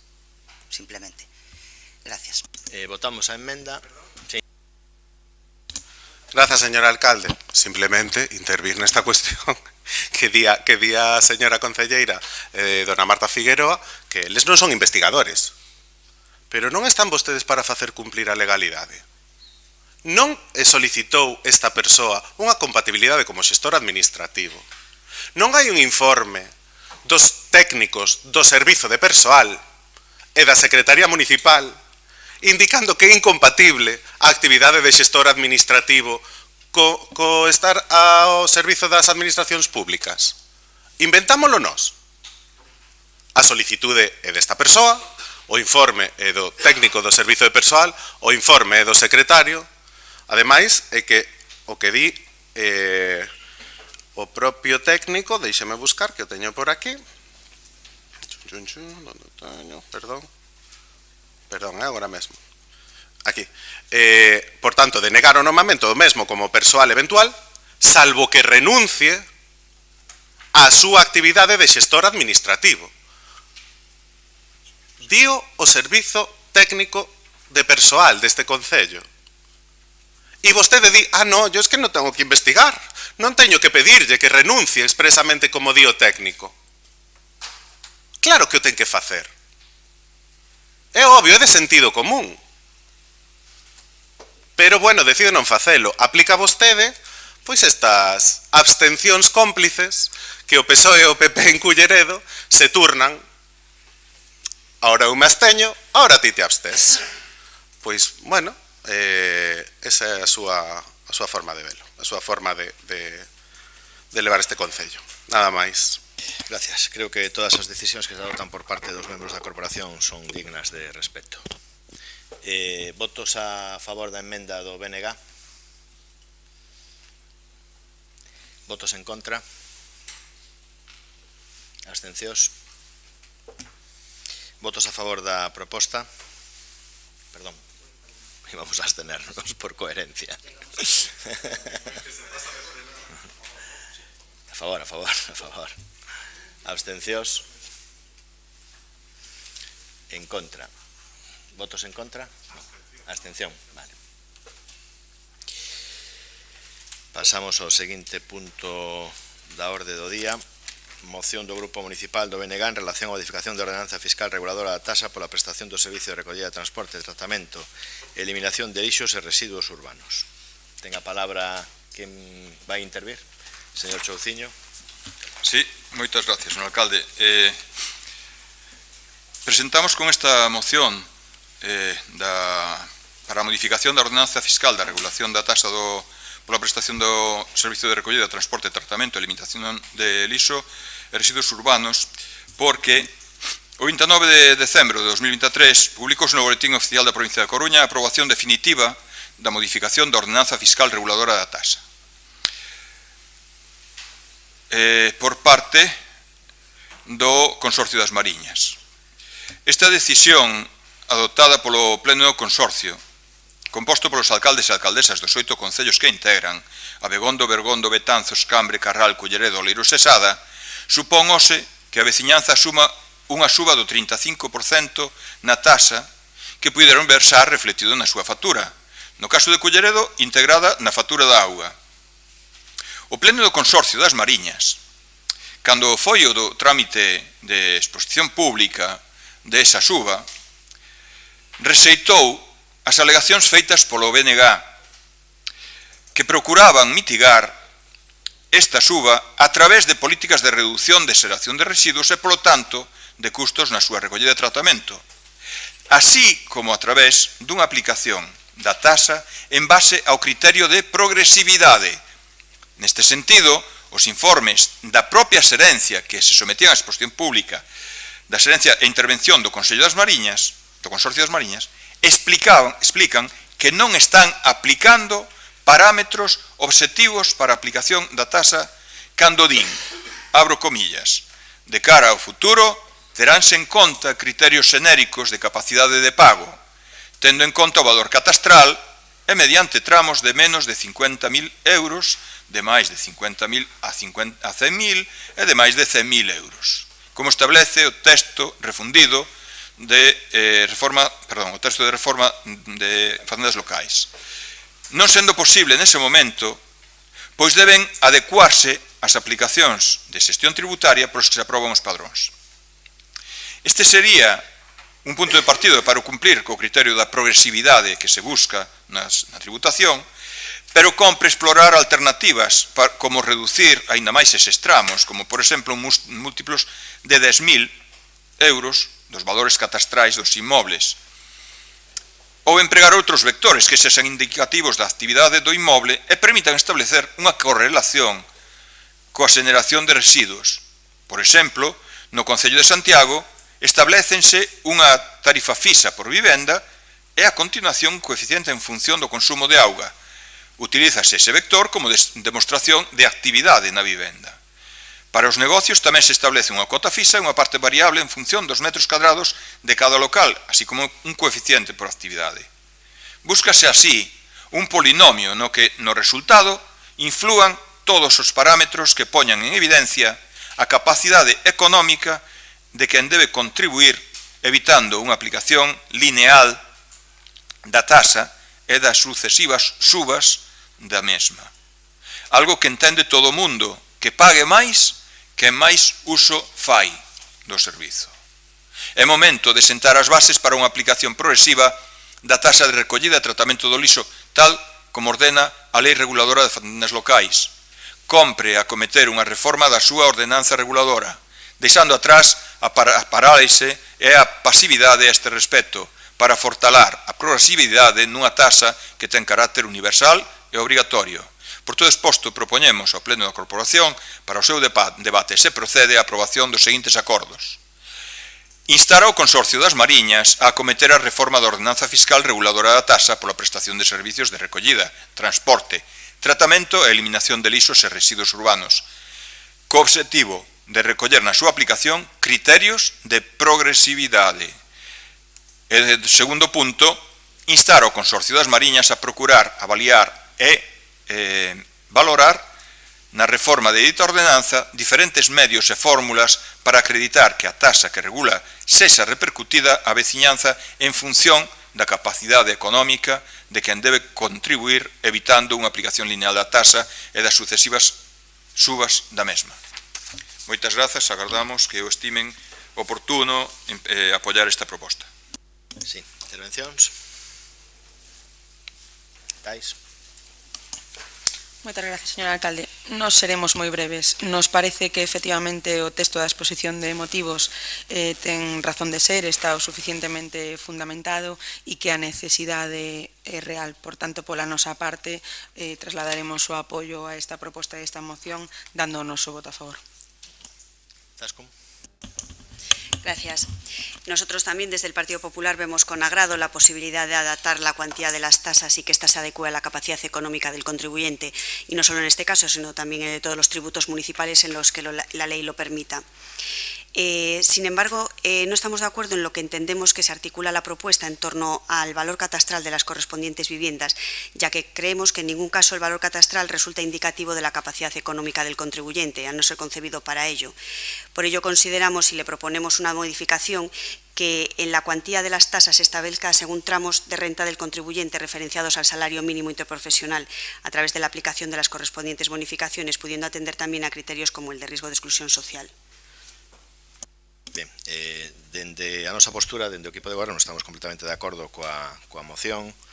Efectivamente, permítame simplemente un breve relato para posicionar o que sucede, digo, porque o pleno dos consorcios está composto polos alcaldes e alcaldesas dos concellos e non foi do noso agrado ter que tomar a decisión plenaria de subir a tasa. Saben que é unha cuestión que está delegada no no propio Consorcio das Mariñas e a tasa pois, se sube de forma unilateral en cada un dos concellos. O que sí, efectivamente, o Consorcio das Mariñas ten un secretario habilitado nacional e un interventor habilitado nacional que son os que fan os informes ao respecto desta cuestión. Hai un problema cos rexaitamentos, cos rechazos do lixo que fan que teñamos que ir fora de Nostián e se encarece sustancialmente os costes do servicio, un servicio que ten que ser, bueno, vamos a decir o término financieramente sostible, é dicir, a tasa que se paga ten que poder cubrir o servicio que se presta, non se pode facer de outra maneira. De todos os xeitos, o debate pode ser amplio, a unanimidade de todos os concellos, independentemente da cor política, pois é que efectivamente non podemos estar soportando este gravamen sobre os cidadáns. O tema da basura é un tema preocupante de cara ao futuro, porque cada vez as tasas que se están impoñendo por parte de Europa, etc., pois fan que o contribuinte sexa quen teña que sufragar todos estes gastos, pero, bueno, tenemos que facer uns programas de conciencia social para tratar de aminorar os costes dunha cuestión complicada. Esta, o que se practica é unha tarifa estándar e, efectivamente, hai diferentes tipos para aplicar a tarifa. Pode ser pois pola cuestión catastral que plantexa o BNG, polos metros cuadrados da vivienda, xa as propias locais comerciais, industriais, teñen unha tasa distinta, teñen un gravamen máis importante, pois podería ser polo propio consumo da auga, como vostede exactamente apuntaba, en algúns sitios pois é pola propia ubicación dos barrios onde se generan máis toneladas ou menos, e entonces en función desos barrios pois tamén se fai unha diferencia, entre unha ponderación entre o custe e en cidades pois como Vitoria ou algunha outra do País Vasco, creo recordar que polo tamaño da vivenda. Quero dicir que as variacións que se poden aplicar, pois, lóxicamente, Galicia é como é, a nosa área metropolitana é como é, e trataremos de unificalas. O debate que hai neste momento no Consorcio das Mariñas é a donde vamos a depositar o lixo e buscar a fórmula máis sostible que manteña a esencia do que foi o Consorcio das Mariñas de non ser, de apostar pola reciclaxe e ver se as garantías que ofrece Nostián pois nos permiten apuntalar a tasa ou senón pois ter que ir a calquera outra alternativa que é o que se está a valorar sempre cando pois os criterios de sostenibilidade se manteñan. Pero permítanme que faga esta aclaración porque é algo que vamos a apoiar, que trasladaremos ao propio pleno do Consorcio das Mariñas, pero tamén convinte saber isto porque independentemente de quen goberne os concellos, desde o momento en que estás metido neste ente, pois ou acatas o que está nas votacións ou a única alternativa que tes pois é de irte do mesmo, e entonces tendremos que consensuar todas esas cuestións que pois acertadamente, sin entrar en máis matices porque xa relatei algunhas das cuestións que se poden aplicar na tasa, pois teremos que acatar entre todas e todos. Non sei se o señor Souciño quere decir algo máis para pechar a quenda. Sí,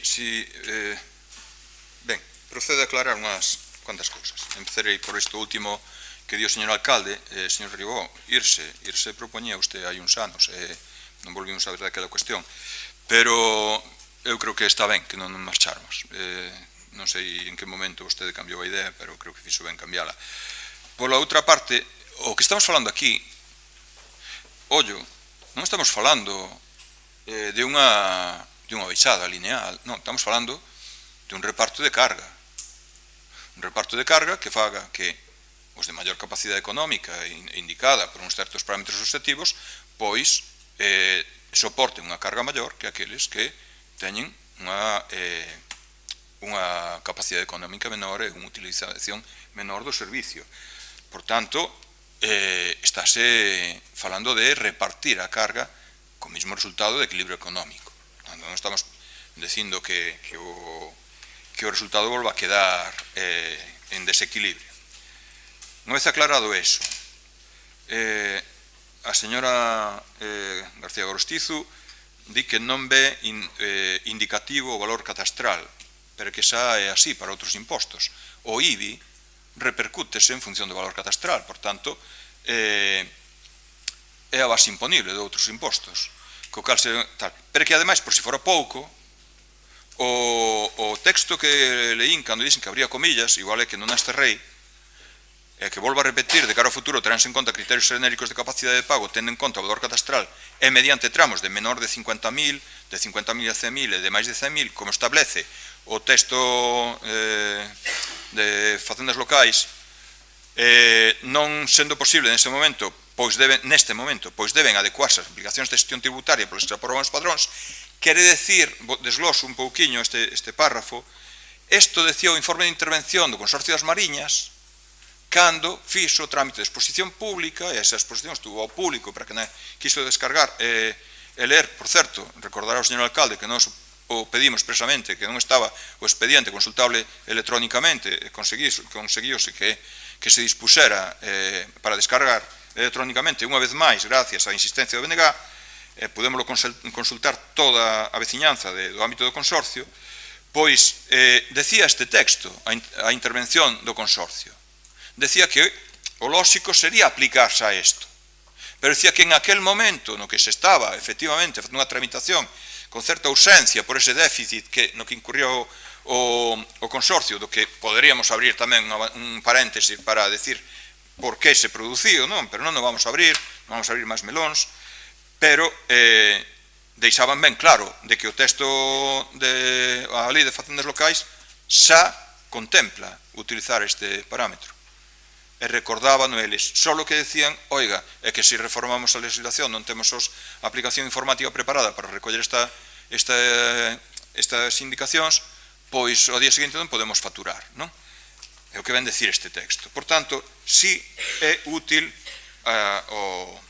utilizar como unha das fontes do parámetro de carga, de distribución da carga, o valor fiscal do valor catastral.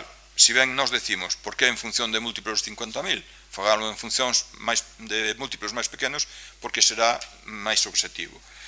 Por iso decíamos de 10.000 ou múltiplo de 20.000. Bueno, pois, tamén é unha cuestión que pide, atención, o inicio da reforma de unha tasa. Sabemos aquí levamos varias cuestións de reformas de tasas, en donde se inicia o procedimento e hai ocasión de que, cando se trae a dictaminar, pois presentemos emendas, etc. E despois sométese a un trámite de exposición pública, como xa se produciu este que acabamos de mencionar, que deu lugar a unha suba do 35%, no que, por certo, o BNG presentou alegacións, que foron rexeitadas, unhas máis, pero nós temos máis moral co Alcoyano, e non desfalecemos.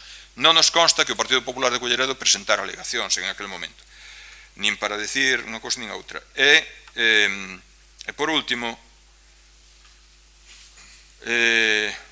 efectivamente, deixa aberta a porta a que se os propios técnicos que informen digan pois que hai outros parámetros, pois como nós suxerimos non nos metemos na parte resolutiva, simplemente na parte expositiva, porque xa está funcionando un concello como o de Santiago, en donde se utiliza como un vector indicativo de actividade nun local, nunha vivenda, nun inmoble, o consumo de auga, non? Se se consume máis auga, por supostamente vive máis xente ali, faixe máis uso, e aínda que non lle podemos pesar a barredura cando vai o contenedor, si podemos facer unha estimación de que se consume máis auga, pois tamén será máis liso. Algo que non é nada descabellado. Por tanto, creo que vai o texto ben aquelado para contar co seu apoio. Nada máis, moitas grazas. Bueno, creo que vostede xa sabe que vamos a apoialo, non? Xa yo dixemos. Votos a favor da proposta? Unanimidade. Punto número 7, moción do Grupo Municipal do BNG en relación á modificación da ordenanza fiscal, este era 7, 8, disculpen, 8, moción do Grupo Municipal do BNG en relación ao desenvolvemento dunha circunvalación ao núcleo da Laxe. Señor Xouciño. Ben, moitas grazas, señor alcalde. O Concello de Culleredo, bueno, hai que decir que esta proposta xa trouxemos pois hai un tempo, foi rexeitada, pero pensamos que, unha vez pasado o tempo, vendo os novos acontecementos, procede volver a traela, non? O Concello de Culleredo conta cun plan xeral de ordenación urbana en tramitación, aprobado inicialmente en 2013, hai xa máis de 10 anos. pero que non finalizou a súa tramitación. Por tanto, sigue vixente o do ano 87. A maior parte desta última década, o Goberno Municipal liderado polo señor Riobó ten paralizado este proxecto fundamental para a veciñanza de Culleredo. Os concelleiros e concelleiros do BNG e todos os concelleiros e concelleiras que teñen pasado polos grupos da oposición nas corporacións municipais durante esta década teñen presentado numerosas iniciativas para impulsar a aprobación definitiva do PSON, pendente só de corrixir as eivas observadas pola Xunta de Galiza o proxecto aprobado inicialmente. Mas o Goberno Municipal ten nos sorprendido nesta década con 101 excusas para retrasar de forma deliberada a aprobación definitiva do proxecto, pasando nun señor alcalde que na súa primeira entrevista do cargo definía o PSON como o seu proxecto estrela para Culleredo, a un señor alcalde que di agora que xa non é necesario un novo PSON. Mentras tanto, moitos veciños e veciñas seguen pendentes da aprobación daquel plan ao que presentaron alegacións en 2013, que lles amosou as verdadeiras oportunidades para deseñar un Culleredo de futuro, que propoñía unha nova ordenación, con novas infraestructuras para dar resposta ao medre dos núcleos poblacionais do noso concello. O Plan Xeral de Ordenación Urbana do ano 87, co que actualmente se traballa en Culleredo, foi creado nun momento no que a poboación de Culleredo pasaba levemente dos 13.000 habitantes. Estaba deseñado para un horizonte máximo de 20.000. Hoxe, Culleredo supera os 30.000. E continuamos a traballar co mesmo plan e sen mostras de que o Goberno Municipal considere urxente a súa actualización. Esta situación de parálise ten consecuencias tangibles, prácticas, obvias para a nosa veciñanza. Tal é o caso do núcleo da Lase en Vilaboa, onde a falta de impulso ao PSON perpetúa os problemas de mobilidade e seguridade que se veñen acentuando nos últimos anos. O tráfico rodado que soporta actualmente a Rúa Lase como vía de acceso a Coruña pola súa conexión ca terceira rolda e pola súa proximidade a centros de ensino provoca problemas continuos para a súa veciñanza, para a mobilidade peonil, para a seguridade das súas vivendas, sen que o Goberno Municipal impulse a solución recollida no PSON que está en trámite, sin ningunha outra actuación nos últimos 10 anos. A necesidade dunha vía alternativa, dunha circunvalación a ese núcleo histórico da parroquia de Rutis, é acuciante. A veciñanza non pode continuar agardando por un PSON que o Goberno non quer impulsar, nin por promesas, nin solucións máxicas. Na documentación da aprobación do novo PSON en tramitación está recollida a creación dunha variante á estrada actual, a modo de circunvalación. Xa está redactado e planeado como facelo. Os requerimentos técnicos para poñer en marcha esa nova infraestructura viaria serían mínimos se aproveitamos o traballo recollido no PSON para desenvolver unha modificación puntual do Plan Xeral de Ordenación Urbana do 87. Non facelo sería recoñecer por parte do Goberno Municipal que non ten respostas aos problemas de Culleredo. Por todo isto, propoñemos para o seu debate se procede a aprobación os seguintes acordos. 1. Incoar expediente para a elaboración dunha modificación puntual dos Plan Xeral de Ordenación Urbana vixente para a creación dunha circunvalación a Lase. E 2. Que se dote no vindeiro proxecto de orzamentos municipais unha partida suficiente para acometer a obra de creación da circunvalación a Lase. Esperamos que estimen interesante apoiar esta proposta para que podamos avanzar nesta cuestión. Moitas grazas. ¿Alguna intervención? Sí, Tais. Sí, moitas grazas, señor alcalde. Por un lado, queremos decir que somos conscientes da necesidade que traslada o grupo do BNG na exposición de motivos desta moción. Se ben é certo que nós, neste caso, aínda sendo conscientes da necesidade, non vamos a poder apoiala por unha cuestión de coherencia política e me explico. Para nós, un dos argumentos que queremos facer valer ao longo deste mandato é que non vamos a apoiar ninguna modificación puntual de PSOU, amparándonos precisamente en que mantemos a esperanza de que o PEXON prospere, se tramite, e que calquera modificación puntual sigue de alguma maneira alimentando e retrocedendo na tramitación que entendemos que debe ser a correcta, que a aprobar definitivamente o trámite que queda por levar a cabo con respecto ao PEXON. Así o fixemos saber e foi un dos nosos argumentos para que non prosperara pola nosa parte o apoio a instalación do CETIN na Cros e non tería sentido agora que viñéramos a aprobar outra cousa, a pesar de que somos conscientes da necesidade. Pero, como decimos, un dos acordos implica a modificación puntual do PEXOU, amparándonos precisamente en eso, non vamos a poder apoiar esta proposta. Moitas grazas. Zascun. Culleredo dispone de un PEXON del 87, el cual se aprobó 4 años después de que el anterior alcalde, Julio Sacristán, ganase sus primeras elecciones. La aprobación de ese plan general supuso en los siguientes 20 años un crecimiento de Culleredo. Vinieron a vivir más de 17.000 personas, se construyeron importantes unidades de actuación que dejaron gran cantidad de ingresos en las arcas municipales. Las cesiones por las nuevas construcciones aumentaban el patrimonio municipal del suelo. Se creaban nuevos equipamientos, plazas, se abrían calles. La Xunta también invertía en nuevos colegios, institutos, centros de salud. Pero desde hace años todo se paralizó. Culleredo desde el 2010 debería tener un PEXON para hacer frente al progreso y a los retos del siglo XXI. Las personas padecemos las consecuencias de esta parálisis en la acción de gobierno. Hoy Culleredo está sin terminar. La trama urbana no es continua. Existe un déficit de humanización de los entornos urbanos. Hoy las inversiones están paralizadas. No hay suelo empresarial a precio competitivo que favorezca la implantación de empresas en nuestro municipio y que creen empleo. No se incorporan espacios libres y zonas verdes ni se modernizan equipamientos públicos.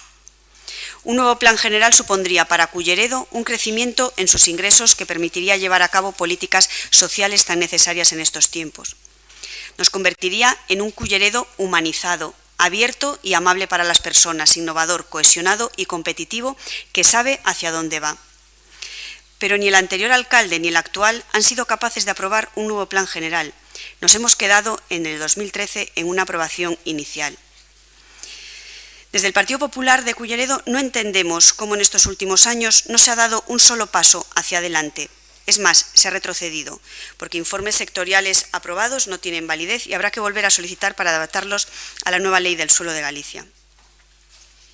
Al no haber aprobado el nuevo plan, también vemos cómo numerosos convenios firmados con vecinos de Culleredo no se pueden cumplir, pues estaban vinculados a la aprobación de ese plan, lo que está llevando al concello a pagar cuantías millonarias a esos propietarios que denuncian el incumplimiento de los convenios. Hoy pudimos leer en prensa una nueva sentencia que obliga al concello a proceder a la tramitación legal de otro convenio urbanístico del 2007. ¿Cuántos más convenios quedan en el cajón a la espera de que denuncien los afectados? Declaraciones en medios de nuestro alcalde nos dejan desconcertados ante los bandazos al respecto de este equipo de gobierno y estamos totalmente a favor de que no podemos seguir esperando por un PEXON que este gobierno no quiere impulsar. Pero el bloque en esta moción solicita una modificación puntual del PEXON vigente, tomando como referencia la circunvalación recogida en el PEXON aprobado inicialmente en el 2013 y que desconocemos si después de más de 10 años haya quedado también obsoleta. Hemos visto cómo se han consignado partida presupuestaria desde el Estado para el vial 18 y está aprobada también una variante al vial, por lo que desconocemos si esta circunvalación quedaría obsoleta o si sigue en pie en el PEXON pendiente por aprobar. Es por ello que desde nuestro grupo solicitamos al bloque que deje su propuesta encima de la mesa y que el alcalde se comprometa a convocar en este mes de mayo la Comisión Especial del PEXON para que se ponga en conocimiento de la corporación todas las modificaciones aplicadas y pendientes desde la aprobación inicial y que afectan a esta zona para posteriormente proceder a la votación de la moción. Pero si se deja encima de la mesa... se deja encima de la mesa. La exigencia será un ruego después, porque no forma parte de la moción. Bueno, o si no, que se incluya un punto en el que primero se reúna, que usted convoque la comisión especial del plan general, que se informe de todo esto y después podemos votar en consecuencia. Bueno, que os den el informe a ustedes. Si quieren hacer un receso para pensarlo. Bueno, no sé si admite la enmienda del BNG. Sí. Pues muchas gracias. Bueno, pues... Pero bueno, Coincidimos con todos os grupos, efectivamente, na zona de Castrolaxe, pois o que fai falta pois tratar de aliviar a circulación nesa zona, pois as noticias que hai acerca do Vial 18, de Vial 18, desa circunvalación, pois esperamos telas aclaradas nestes días por parte do Goberno de España. Nese sentido, pois efectivamente o que temos é que facer un estudo máis exhaustivo de como vamos a comunicar as interseccións que supostamente pois quedan nese trazado, co cal a nosa suxestión, bueno, pois non é tanto deixalo sobre a mesa, porque efectivamente comprometer un presuposto para unha cuestión deste tipo o primeiro presuposto así a man alzada era de cerca de 3 millóns de euros. Entón, eu creo que o que compre pois é facer un anteproxecto de por onde poderían ir os viais, todos van a requerir seguramente de algunha que outra expropiación, tratar de facerlle ou ter o menor impacto sobre a veciñanza de Castrolaxe e ver pois se efectivamente se vai a facer ese vial paralelo, se vai a facer o vial 18, porque eso efectivamente vai a condicionar moito a obra. Que a obra e que descongestionar Castrolaxe é necesario? Claro, sí, é necesario.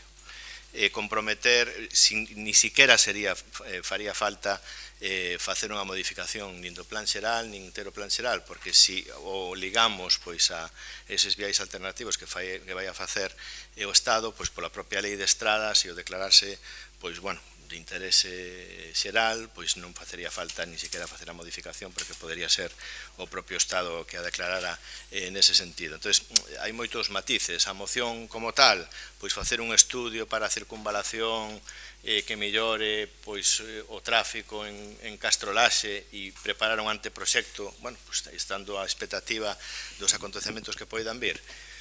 Nós non temos ningún inconveniente en apoiala, tal cual está escrita non, porque non podemos poñer no presuposto unha cuantía cando non sabemos que proxecto vamos a facer. É unha cuestión que non é por criticarlles nada a vostedes, que creo que tiveron a mellor das intencións a hora de redactala. Entón, se lles parece, home, non sei nin son quen para deixala encima da mesa, nin non deixala, pero que si a podemos matizar porque estamos de acordo. Eu vou a ter unha reunión nesta semana co Goberno de España e me van a aclarar moitas cuestións relacionadas pois co aeropuerto, coa Vial 18, etc. E a partir de aí, pois, lóxicamente, eu lle trasladarei esas noticias e podemos pois redactar unha moción máis adiante, unha declaración institucional ou que consideremos, se temos consenso, a efectos de buscar a mellor solución para Castrolaxe. Pero, bueno, insisto, a moción é do BNG e ten que tomar as decisións, eu digo, con mellor dos talantes. Sí, se me permite, señor alcalde. Empezando polo tema da valoración, temos aquí a ficha que lle fixemos extensiva aos voceiros e voceiras do resto dos grupos e que terán vistos a todos a ficha do PESON en tramitación, que estuvo en exposición pública, información pública, pode consultar calquera e podemos difundila, e que levaba unha valoración, ben é certo unha valoración de 2013, ou de antes de 2013, pero que é o que temos. Elevaba unha valoración de 392.000 euros, esa variante Alase. Eso, para empezar falando da valoración. Respecto os comentarios das voceiras da Alternativa dos Veciños e do Partido Popular, vamos a ver. A voceira de Alternativa dos Veciños di que por coherencia política, non sei de que coherencia política fala, porque eu creo que se votáramos unha pequena enquisa, unha pequena estadística, se diría de que ustedes se absteñen nun porcentaxe altísimo de propostas sin propoñer nunca unha alternativa. No BNG facemos isto contrario. No BNG sempre propoñemos unha alternativa, non? Entonces pronunciamos, e por coherencia política moitas veces votamos en contra, moitas veces votamos a favor, porque justificamos o sentido do noso voto, pero non vemos eso habitualmente. Levamos un ano, vamos cumplir un ano deste mandato municipal 2024-2027. Non foi tempo abondo para ver que non hai ninguna intención de impulsar isto e sin o impulso do grupo de goberno, xa me dirá como conseguimos que avance o PSON cara á súa aprobación definitiva, aínda que este aprobado inicialmente. E máis, existe unha comisión do PSON. No mandato anterior tuvemos que propoñer o BNG. Non se reuniu nin unha sola vez. Non se reuniu nin para o acto de constitución desa comisión. E neste mandato, non fixo falta que fixera o BNG, porque o alcalde douse conta de que en calquera momento podíamoslo facer e propuso a él no pleno de organización. Comisión do PSON non se reuniu en un ano de mandato, os mandatos duran 4 anos, hai que recordalo, levamos un cuarto do mandato municipal consumido sin que se houbera unha reunión constitutiva da Comisión do PSON, que é un trámite imprescindible para que a continuación haxa uns partícipes desa comisión e que efectivamente en calquera momento podemos poñernos de acordo, aínda que o alcalde non queira, e instar a unha reunión extraordinaria para falar desto ou do outro, do divino, do humano e do máis alá, e do intermedio. Pero resulta que non. Entón, usted dime, a señora García de Gorostizo tamén, que a señora Gorostizo dalle unha variante, pídenos que retiremos a proposta para deixarla sobre a mesa e que o alcalde se comprometa. Bueno, e que os Reis Magos nos traen regalos por Nadal. Porque vamos a ver, a estas alturas, de verdad, cando estamos, é que de verdad non é unha opinión de parte, estamos criticando todos continuamente que o alcalde non ven ás reunións, non ven máis que aos plenos, porque é o que se retransmite polo YouTube. Non ven, non aparece por aquí, non sabe del. Está vostede dicindo que confía en que se comprometa o señor alcalde. A que? Entonces, oiga, eu creo que hai que tomarse as cousas máis en serio. Os poderes residen en cada órgano municipal, residen os seus poderes que distribuye a lei. O pleno ten os seus. Ben? E o pleno ten o poder de iniciar un expediente que despois terá que ser resolto polo pleno. E iso é o que estamos propoñendo. Utilicemos a capacidade de poder que temos no pleno, porque moitos outros non residen no pleno, residen no alcalde ou no Xunta de Goberno. Entonces, fagamos exercicio do poder que nos deron, da autoridade que nos deron os veciños e as veciñas, para poñer en marcha novedades, e, se me permite, para circunvalar a incapacidade do goberno municipal. É iso que estamos propoñéndonos aquí. De verdade que vostede pensa que se retiramos esta proposta e o alcalde se compromete, que ás veces tampouco lle costa moito traballo, non? Porque se quere acudimos á hemeroteca a ver cantas veces se comprometío e cantas veces cumplío. De verdade que cree que isto, dentro dun ano, recordámolo e non nos vai facer rir a todos, non nos vai dar gracia? Pois eu penso que non. Bueno, ahora o señor alcalde recórdanos que pasa co vial 18 e o seu vial paralelo. Oiga, pois o que lle están dicindo na resposta das alegacións aos veciños é: los proyectos de trazado y construcción que desarrollen el anteproyecto incluirán el análisis y la definición de las medidas necesarias, incluida en su caso, la preceptiva evaluación ambiental para impulsar un vial denominado camino de servicio. É dicir, isto é o que decía outro largo, me lo fiáis, é dicir, o Ministerio sacou adiante, bueno, despois falaremos do vial 18, sacou adiante o primeiro dos trámites do vial 18, bueno, que en Colleredo queren ustedes un vial de servicio, bueno, pois van traballando sobre el, que nós estamos con noso, iso que ven decir a resposta das alegacións. Por tanto, bueno, podemos impulsar unha proposta como esta do bloque, que é perfectamente coherente, que ademais está a veciñanza pois expectante en moitos casos, non? De que poidamos sacar algo así despois de que isto se impulsara hai uns anos e pois a maioría absoluta do PSOE pois non permitir sacarlo adiante, e sería unha pérdida de oportunidade que isto non prosperara, non? Non nos extrañaría nada que en un par de meses viñera a mesma proposta redactada de outra forma por outro dos grupos que agora din que retiremos ou que se absterán, que digan que é unha idea brillante. Con todo o que lles digo, de verdad, plantéense rectificar a súa postura e que poidamos sacar isto adiante e ir avanzando algo, senón non avanzamos nada. Moitas grazas. Sí, Zascon. Sí, moitas gracias, señoría. Simplemente por alusións... Oi. Perdón. Sí. Pois vai para ti, Tono. Retomo. Moitas gracias, señor alcalde. A verdad que me dá pena ter que de alguna maneira decir o que teño que decir, porque creo, e se me permites, Tono, te vou a tutear, que o meu argumento iba con todo o respeto, e creo que o que tiven de volta era innecesario. Pero en calquera caso, os argumentos creo que se entenderon perfectamente e basicamente ven sendo que os argumentos que damos para uns os damos para outros tamén, nada máis. Por outro lado, parece que só os argumentos valen cando se apoian as propostas a favor, pero cando son en contra xa non valen igual.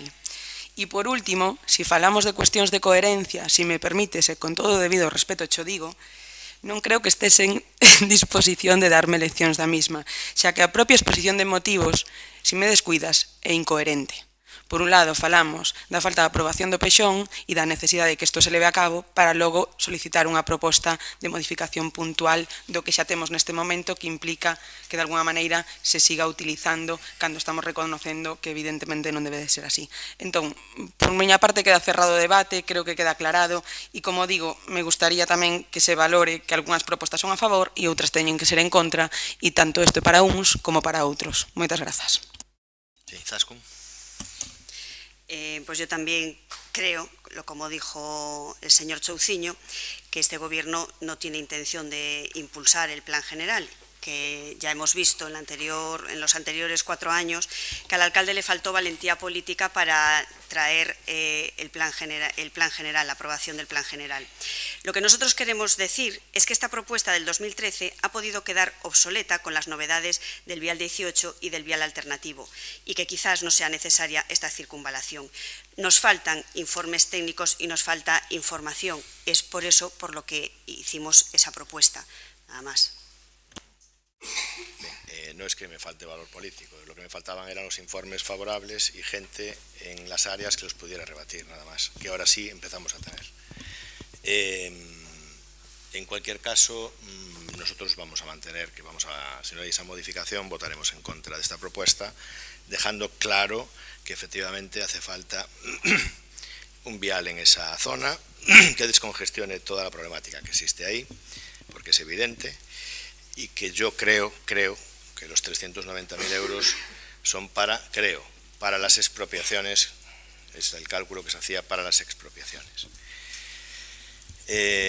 Señor Chouciño, cerre o debate e procedemos á votación.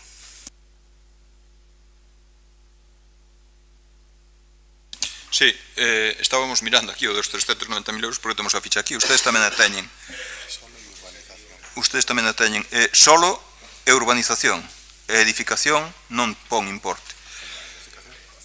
Solo e urbanización. Urbanización é desarrollar o proxecto. Por tanto, o valor son 390.000 euros. De verdad que todo o que digo non é con ningún ánimo de faltar o respeto, pero si ser contundente nas nosas argumentacións e na invitación a reflexionar sobre si somos quen de facer impulsar medidas como esta ou tantas outras, non? Que o BNG trae con frecuencia, e o BNG intenta desplegar o seu programa. Hai veces que moita xente di que todos os partidos son iguales. Eu creo que aquí queda en evidencia que non é así. E o BNG, desde logo, ten un programa que vai desenvolvendo en propostas e que insisto, non toda a contundencia que podo poñer e a vehemencia que podo poñer este voceiro do BNG non ten máis ansia que de verdad pedirlles que tamén vostedes lle poñan a contundencia que se necesita, porque porque estábamos mirando ahora aquí. Da outra vez que veu esta proposta moi similar, casi idéntica, foi en setembro de 2022. Do 21, perdón. Seguimos igual. Se o revisáramos o debate daquel momento, seguramente tamén diríamos que, bueno, habería que esperar, que hai que impulsar o PSON. O PSON, o señor alcalde dado por morto, seguramente teña máis información que nós. Por algún motivo, pois, parece que estamos sendo incapaces de sacar adiante que funcione. Eu acabo de poñer o exemplo de que pasa ca comisión, non?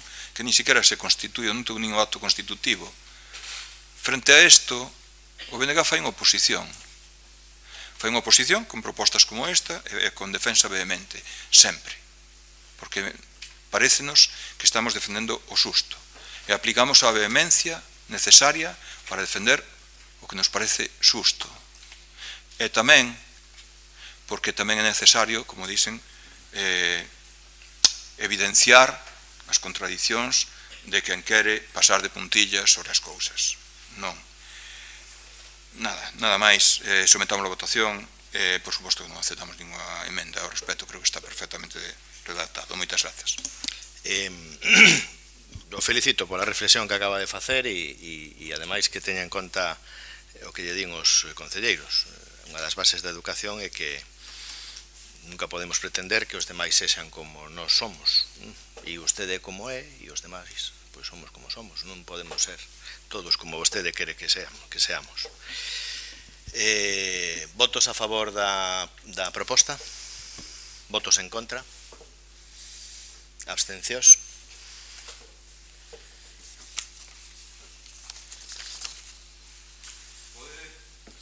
Podría leer o resultado, porque creo que acaba de producirse un Pensei que me ibas a facer ler o que dixen antes. Que, perdón?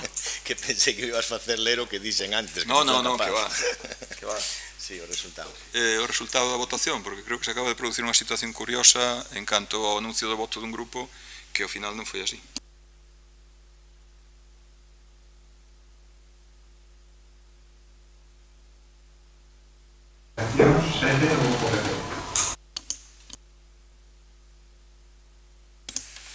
Ben, hai un asunto de urxencia que é unha modificación que se pide dende a Diputación, podíamos leválo a outro pleno.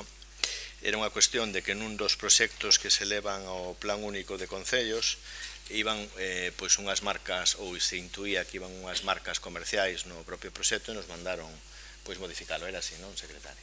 E entonces, bueno, pois nos dixeron que o fixéramos por resolución e o que ratificáramos no pleno, porque non íbamos para cambiar unha frase, facer un pleno era unha cuestión menor que tampouco tiña nin por que facerse, pero bueno, entonces pedimos primeiro votar a urxencia para trasladarlle á Diputación o resultado e xa lle digo, non podo decir nada máis, pero simplemente creo que eso, se vostede quere engadir algo. Es la ratificación del decreto de alcaldía de 26 de abril relativo a la modificación, a la corrección de los proyectos. Nosotros usemos aquí, o mes pasado, y bueno, nos decían, no pueden ir, bueno, marcas comerciales. Votos a favor da urxencia? Unanimidade. Votos a favor de ratificar esa resolución? Votos en contra? Abstencións? Gracias. Control e seguimento de órganos de goberno, dación de conta das resolucións da Alcaldía, Presencia de Concellerías Delegadas, dación de conta do Plan Anual de Control Financiero do Concello de Culleredo, dación de conta da resolución da Alcaldía número 592 de data 3 de 4 de 2024 relativa a aprobación da liquidación do orzamento do 2023 e informe anual de reparos, rogos e preguntas do pleno ordinario anterior e o de ahora. O que si temos que unha cuestión que queríamos plantexarlles é que cando se para un pleno ás 12 da noite, claro, recuperar as preguntas do pleno anterior, se non están por escrito é harto complicado, porque non sabemos ou non se sabe o que vostedes queren preguntar, pero bueno, non obstante era unha puntualización. Procedemos ao turno de rogos e preguntas. Quen pide a palabra? Vale, bueno, vou por grupos e despois falan vostedes. Dime. El que? Ah, quedaba el PP, sí, solo quedaba el PP. Sí, solo quedaban vostedes por intervir no anterior. Tais. Moitas grazas. Por facer dous bloques de preguntas, porque van a estar relacionadas e creo que desde aí pode ser máis sinxelo responder. As tres primeiras están relacionadas co denominado Vial 18 e son as seguintes. Nos gustaría saber se houbo contestación por parte do Ministerio para a Transición Ecolóxica ás alegacións realizada polo Concello ante a declaración de impacto ambiental do citado proxecto, do anteproxecto do denominado Vial 18. Esas serían unhas preguntas. A segunda, nos gustaría saber se o Concello vai a realizar algunha actuación expresa ante a resolución do Ministerio de Transportes e Mobilidade Sostenible donde se aproba de maneira definitiva o anteproxecto do citado Vial 18. Terceira, nos gustaría que se nos aclare, ainda que algo estuvo falando antes sobre este punto, pero me gustaría que yo aclare a todos que nos están escoitando, que é o camiño de servicio para a conexión local que ven recollida na citada resolución. Cando falo da citada resolución é a anterior, é dicir, a resolución que aproba o anteproxecto do Vial 18. E agora son dúas preguntas relacionadas co plan director do aeroporto e así tamén co Real Decreto que se acaba de aprobar con respecto a servidumbres. Me permite que, digo, polo espeso do contido que responde dentro do que poida a isto e despois, lóxicamente, darle acceso a todos os expedientes. Con respecto ao Vial 18, a información que temos é a que saiu nos medios de comunicación e, lóxicamente, creo que nestes días se recibiu algún documento nos servicios de urbanismo e de medio ambiente, pero todavía non coñezo cal é o documento exacto.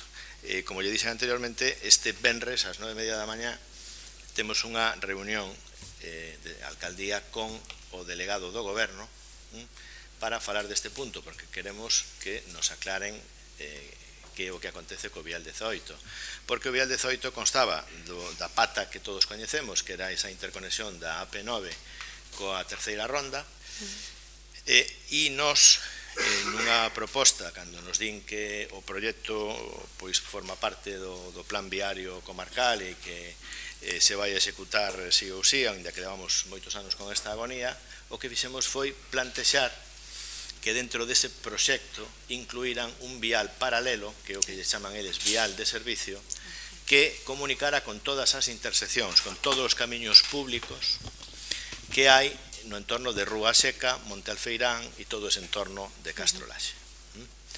O Carrizo, etc. Tamén tiñamos un déficit importante de comunicación no Carrizo, no campo de fútbol. O propio Ministerio de Fomento e autopistas, que é o que tamén colabora con ese proxecto, redacta dentro do propio proxecto o vial paralelo.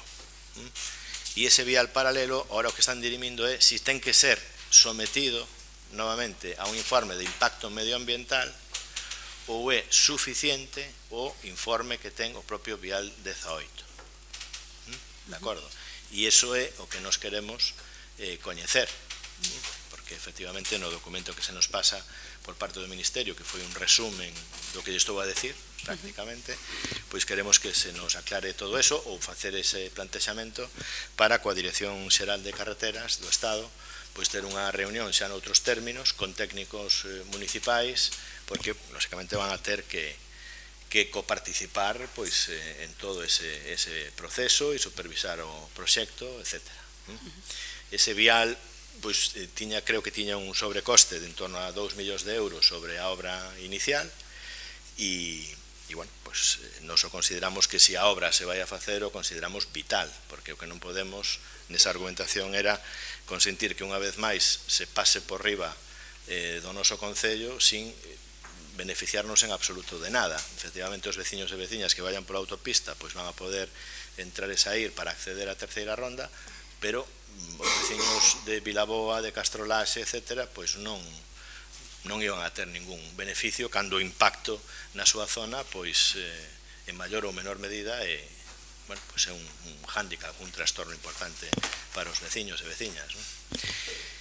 Entón, é o que lle podo decir. Sí, simplemente, si me permite, señor alcalde, independientemente de ter acceso aos expedientes, sí lle agradecería que me pudiera dar traslado do resultado desa reunión. Digo, por ter a información o máis veraz posible, en consecuencia poder informar aos vecinos. Non hai ningún problema. E solo, por último, porque isto sí que sinto que non foi respondido e creo que é importante saber se o Concello vai a realizar algunha actuación expresa ante a resolución que acabamos de ter de aprobación definitiva do proxecto. Hai algo... Non entendo a que se refiere. Se vai a respaldar de algunha maneira a situación que están a vivir os veciños que van a ser expropiados? Bueno, é un proxecto de carácter supramunicipal, por desgracia neste Concello, pois xa sufrimos a terceira ronda, a 6, a P9, non sei cantas ampliacións do aeroporto, e o Concello que atravesa todas as infraestructuras de acceso á cidade, e temos unha hipoteca relevante importante aí, e todo o que é declarado de interés xeral, pois xa sabemos por experiencia o que teñen en conta os concellos. E sobre todo cando é un documento que está ademais respaldado, si é certo que nos anos de Paco Vázquez como alcalde da cidade da Coruña, pero está respaldado por unanimidade por todos os alcaldes e alcaldesas da área metropolitana e da propia cidade da Coruña. O que temos que ver é nos plenos das diferentes corporacións se efectivamente ese vial pois vai a facer esa labor que nos din que vai a facer, porque o impacto que vai a ter unha vez máis sobre os veciños e veciñas de Culleredo pois é importante. A mí me dá igual que expropien 2 casas que 20, non é o mismo, pero as persoas son as persoas e lóxicamente, pois bueno, pero... Bueno, pois agradezolle que nos manteña informados con respecto a todas as xestións, como decía, por ter a información máis precisa posible.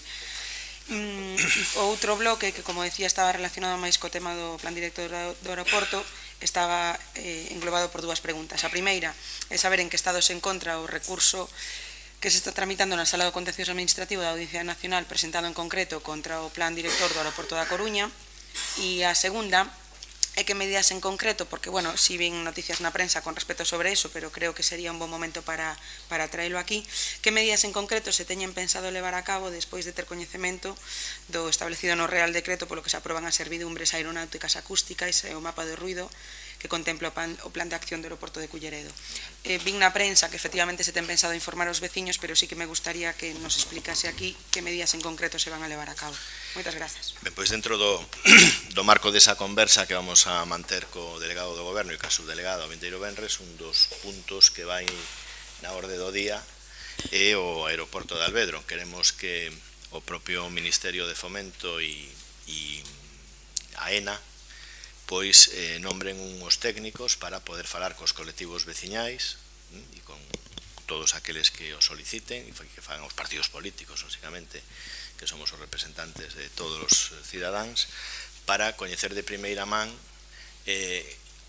o efecto que ten esta huella sonora, que é a que temos, o actual plan director, e que afeccións urbanísticas pode ter, porque efectivamente o que máis lle preocupa aos cidadáns pois é se a súa vivenda vai a sofrer algunha consecuencia. No que si lle podo decir é que o que nos din é que dentro da malla urbana delimitada no plan xeral existente se pode construir exactamente igual, solo que co código técnico que marca pois a propia restricción da huella sonora. E nas zonas que son rústicas, que xa non son urbanas, pois en boa lógica quedarán como tais e non reúnen os requisitos que marque a lei do solo e a propia lei do Estado en zonas afectadas por un aeroporto. En maior medida, sin lugar a dúbidas, Culleredo é o que máis hectáreas ten afectadas.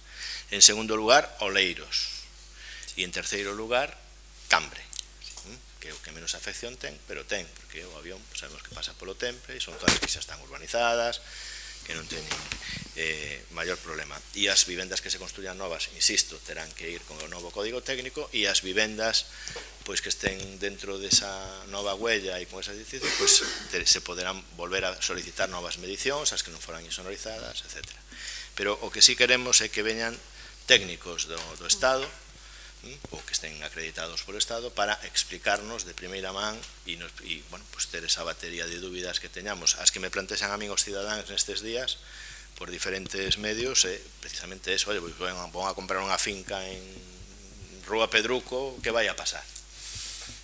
Eso é o que hai. E o novo plan xeral, lóxicamente, pois tamén terá que ser obxecto dunha revisión para ver se o documento hai que facerlle algunha actualización ou non, polo menos deixar ben delimitada a nova Gualla Sonora. En canto ao recurso do contencioso, ten máis coñecemento a concedira de urbanismo, que era que estaba coordinando pois co equipo de letrados, pero creo que polo momento non temos ninguna resposta, non? Bueno, o recurso estaba interposto, formalizouse a demanda e se está a espera do seguinte paso judicial. E está coordinando o equipo de letrados que se había contratado para levar a cabo este recurso. Decidimos que fora o mismo que o da plataforma de afectados polo aeroporto, para ir de forma máis ou menos consensuada. Sí, eu o único que non quero facer ninguna valoración sin falar con quenes son os responsables de todo isto, que é o Goberno de España.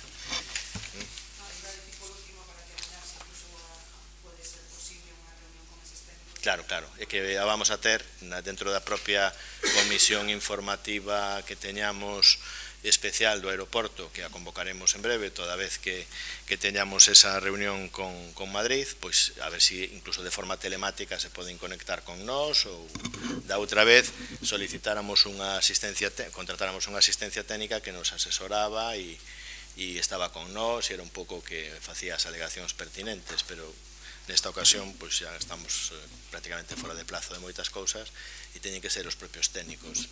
Pois cando se fan as comisións do aeroporto por o tema da insonorización, etc., se fan de forma telemática e bueno, pois estamos facendo as preguntas igualmente e se poden estar presencialmente, pois mellor.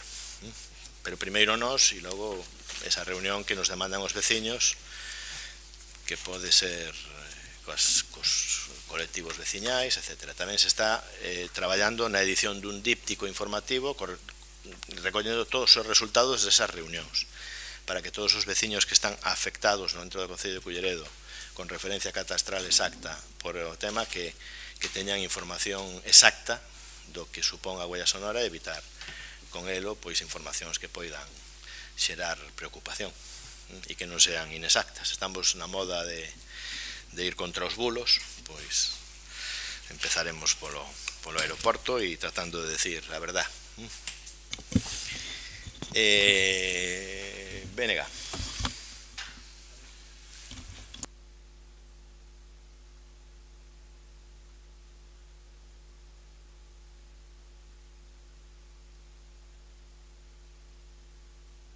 E arribem por toda a resposta que a rede sumidora que non vai para agora, que ainda vai tardar. Claro, ficaron perplexos. O xeito que os veciños de Figueiras se levan xa tempo solicitando unha explicación de por que, sobre todo, o servicio de saneamento deixe de estar contemplado para as súas vivendas cando no proxecto inicial si estaba. Dado que o servicio de saneamento é unha obriga para o Concello, unha obriga que ten que cumplir sempre coa veciñanza, que logo que se corrixe esta situación a través das accións precisas para fornecer de servicios de sumidoiros a Figueiras, o Novo e demais lugares que sí contemplaba o proxecto presentado en 2018 e así de paso evitamos ter que levantar todo en breve tempo e facer un doble gasto. Tamén rogaría que se contestara canto antes os veciños de Figueiras porque xa levan uns cantos meses agardando a contestación do Concello. Grazas. Atendemos o rogo e lle indico que, pois non sei se falaron cos obreiros ou cos directores de obra da Diputación e dos directores de obra da propia empresa que están coordinados ca Diputación. O que si lle adianto é que a rede e os sumidoiros de saneamento, non me salía o término, os sumidoiros de saneamento van en toda a malla tal e como estaba contemplado. En algún tramo se modifica a ubicación do saneamento e se fai un cruce de estrada, e o que sí é certo que hai unha zona que non queda todavía conectada porque hai que facer un colector que vaya pola zona de Figueiras. Xusto, eso é. Pero esa é unha obra que temos que facer dende o Concello. Vale. Pero non vai nese proxecto, quero decir. Correcto. Porque non é competencia da Diputación. Vale, pero os veciños solicitaron reiteradamente estas razóns ao Concello e dentro do meu rogo está que lle contestedes. Nos nos reunimos con todos os veciños afectados desa zona e lle explicamos. Onte explicaronme a min que están ainda esperando pola resposta do Concello. Pois non dubido, lóxicamente, da súa palabra e trataremos de volver a incidir nel. Vale, Pero, bueno, tal cual yo relato. En Horro Novo confirmado que sí que vai.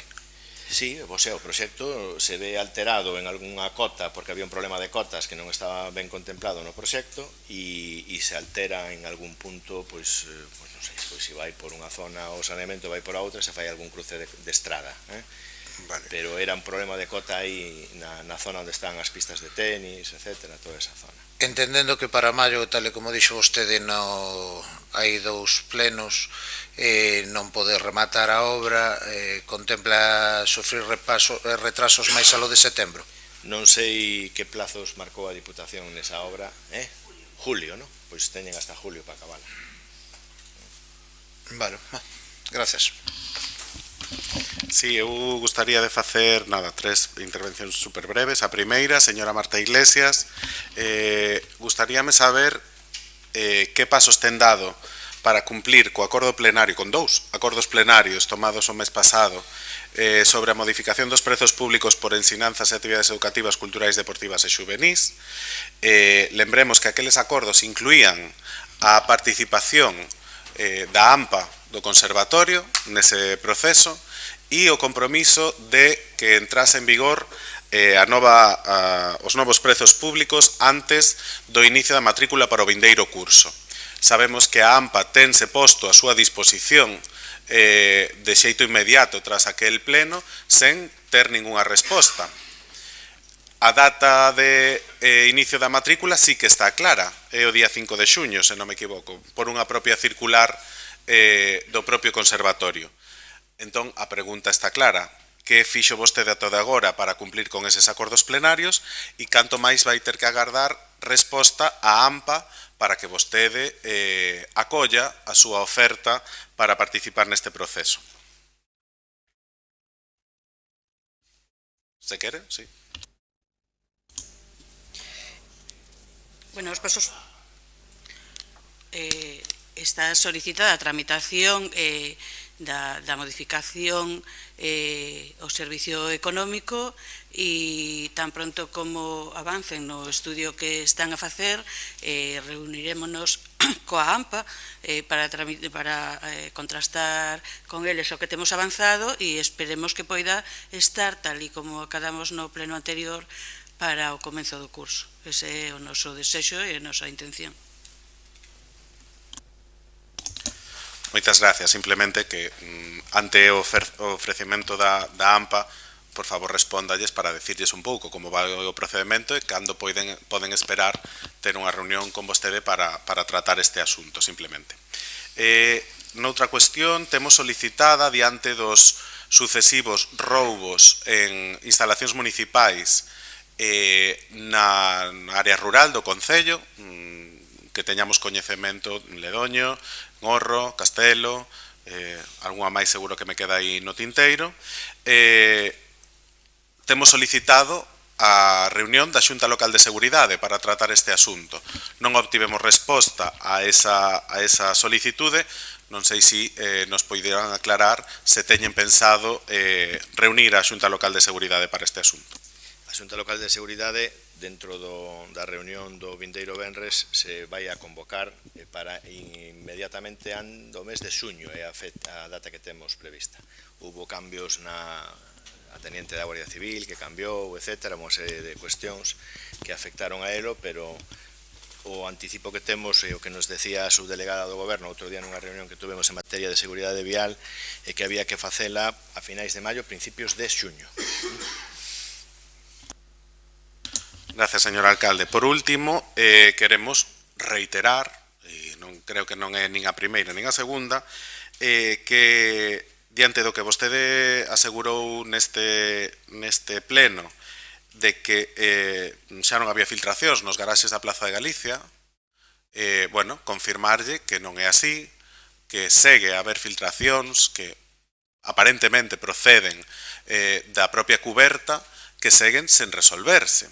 Os veciños están reclamando que se lles asegure que o traballo de impermeabilización da cuberta está realizado e queda resolta a cuestión.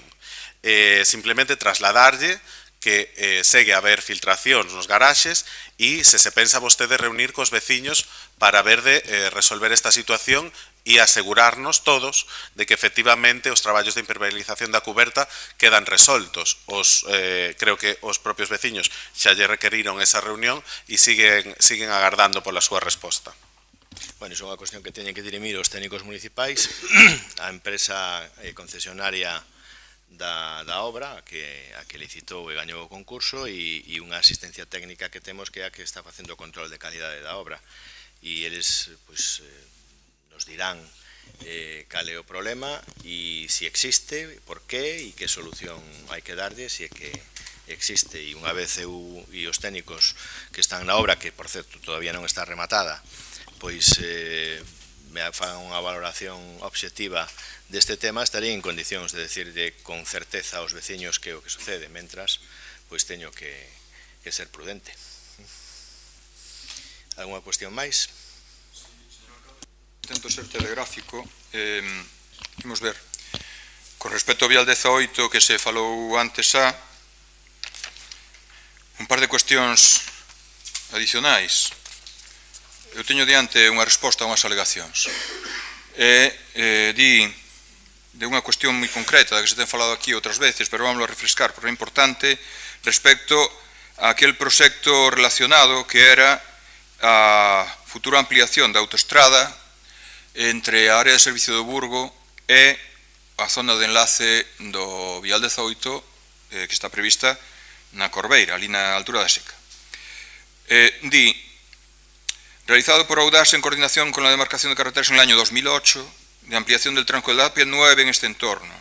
Este estudio ha servido como base para garantizar que los ramales direccional sur de conexión con el tronco de la autopista en el punto kilométrico 4.000 de la P9 de todas las alternativas consideradas son compatibles con la situación actual y con la eventual situación futura. Bueno, esto, unha vez máis, pídennos un acto de fe, porque nos piden ver sin creer, ou creer sin ver.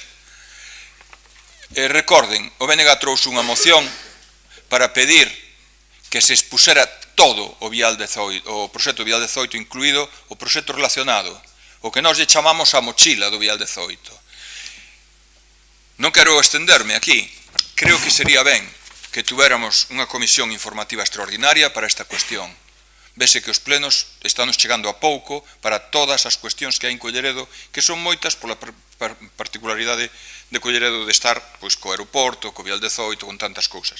Por tanto, rógolle que convoque unha comisión extraordinaria para falar de como está isto, porque é o colmo que nas respostas ás alegacións, se me permite a palabra, o Ministerio se chulé de conocer ese proxecto, pero os veciños non o conocen. Os veciños non poden consultar que se pretende duplicar a autoestrada ao paso por Culleredo entre a área de servicio do Burgo e a Seca. Bueno, unha é esa, non? A outra cuestión é respecto do aeroporto. Para o aeroporto non fai falta unha comisión extraordinaria, fai falta constituir a que xa existe. Aprobouse no pleno de organización da corporación unha comisión especial de aeroporto. E máis, hai moitas cuestións das que falar aí, non me vou estender. É simplemente que hai en marcha efectivamente un recurso contencioso administrativo contra o plan director, pero agora estamos con outra cuestión, que é as afectacións acústicas, o que chamamos vulgarmente a pegada sonora. Eso ten unha tramitación separada, que é a que a semana pasada se publicou no BOE, e que empeza a contar o plazo para poder interpoñer, si se estima, un contencioso administrativo diferenciado do que hai presentado contra o plan director.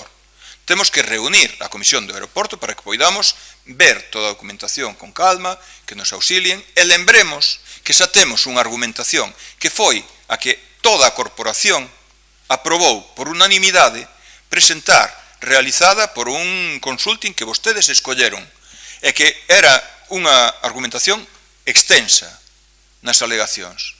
Por tanto, si se alegou e non se tuvo en conta nada, esa mesma argumentación sirve de base, entendo, para un contencioso administrativo, porque é unha situación moi similar ao do plan director. É dicir, estamos dicindo unha das cousas que a exposición pública é deficiente. Entonces, se a exposición pública é deficiente, non chega solo con facer alegacións, hai que seguir. É a posibilidade que temos neste momento de presentar un contencioso administrativo, que non nos tomen o pelo a veciñanza de Culleredo. Por tanto, por favor, reúna, constituya, faga o acto de constitución da Comisión Especial do Aeroporto que está creado en plena organización, reunámonos todos e poñan toda a documentación que teñan a disposición. Mire que breve, vou sendo con estas dúas cuestións, e creo que teño unha terceira, pero nada máis, vamos deixalo aquí. Estas dúas cuestións creo que teñen entidade suficiente e que teñen unha demanda ben concretada, nada máis. Moitas grazas. Por non redundar na pregunta que se fixo por parte da Alternativa dos Veciños, decirlle que no mismo acto no que se organiza ou se convoque esa comisión xa se constituye e podemos abordar os temas sin necesidade de facelo en comisións distintas e efectivamente os temas que xa parece que poderían ter visos de realidade, xa non de ficción, pois temos que estar cos técnicos que acreditados por parte do Ministerio para que nos den toda a información e así o queremos saber. Por eso xa queremos que sexan copartícipes os técnicos municipais, tanto de urbanismo como de medio ambiente, para que coñezan de primeira man o proxecto e nos fagan o asesoramento pertinente. Partido Popular creo que tiña... Pues, sí. Gracias, señor alcalde. Mire, una cuestión. La Asociación de Vecinos del Monte Alfeirán ha manifestado en repetidas ocasiones su disconformidad con el proyecto de mejora de la seguridad vial que este concello presentó en 2022 para esta urbanización. De hecho, los vecinos hicieron constar su desacuerdo pidiendo que se revisaran ciertas cuestiones que consideraban fundamentales. No se les hizo caso. Incluso este grupo municipal presentó un ruego en agosto del 23 solicitando que se tuviesen en cuenta las demandas vecinales. Ante el desamparo que los vecinos de esta urbanización sienten por parte del gobierno municipal, dirigieron un escrito a la Diputación el 1 de noviembre del 2023, haciendo constar su total disconformidad con dicho proyecto por no dar respuesta a la necesidad de seguridad vial y bienestar social de los vecinos del Monte Alfeirán. La contestación de la Diputación es demoledora. Hasta en 3 ocasiones, desde la Diputación, se dirigieron al concello preguntando por esta reclamación vecinal y en ninguna de las 3 ha obtenido respuesta. Nuestra pregunta es, ¿cuál es el motivo por el que no se contesta a este requerimiento de información por parte de la Diputación? Gracias. Sí, se contestó. Estábamos pendientes de un informe del equipo redactor y de todas las cuestiones que ustedes habían planteado en el Pleno, que me disculpo porque lo tengo se lo tenían que haber enviado, no sé si se lo enviaron, me imagino que, creo que no, por lo que veo, por eso. Y ahí ya se adjuntaba y se daban las respuestas a por qué algunas cuestiones que planteaban los vecinos no eran técnicamente posibles y ya se dijo que lo que no era técnicamente posible por cuestiones legislativas pues no se podía llevar a cabo.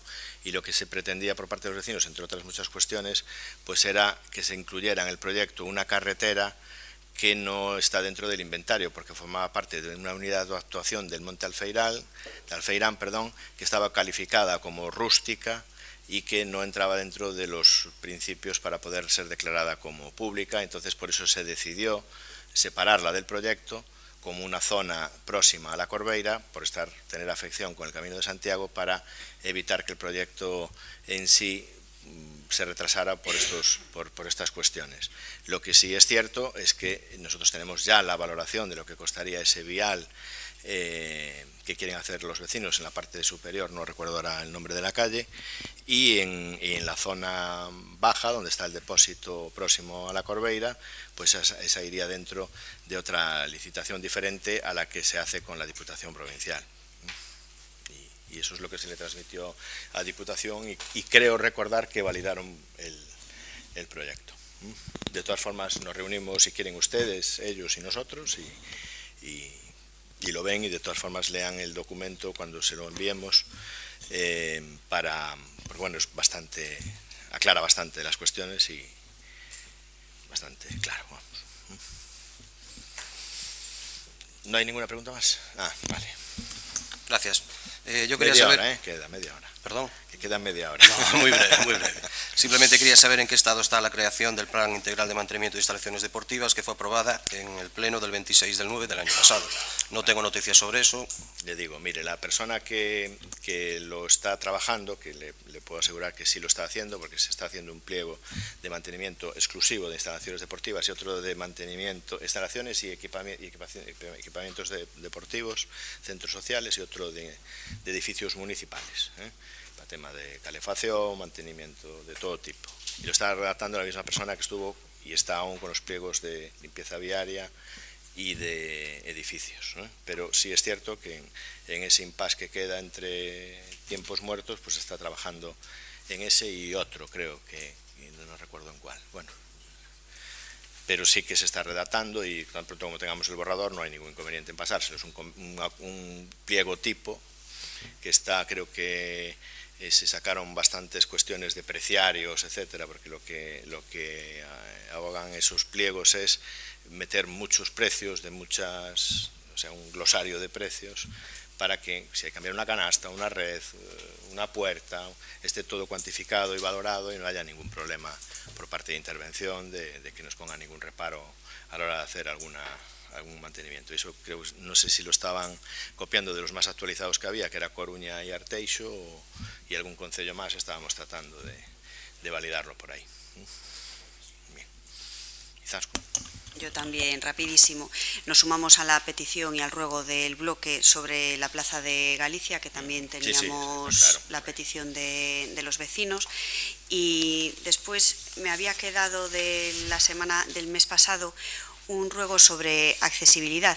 Habíamos detectado deficiencias de accesibilidad tanto en pabellones municipales como en centros sociales y habíamos presentado varias mociones en el 2021, creo recordar, y en el 2022 que se habían aprobado por unanimidad, pero sigue todo igual. Entonces, estamos intentando rescatar un proyecto que había ya de los edificios municipais que ya recogía todo cómo romper las barreras arquitectónicas en los edificios municipales.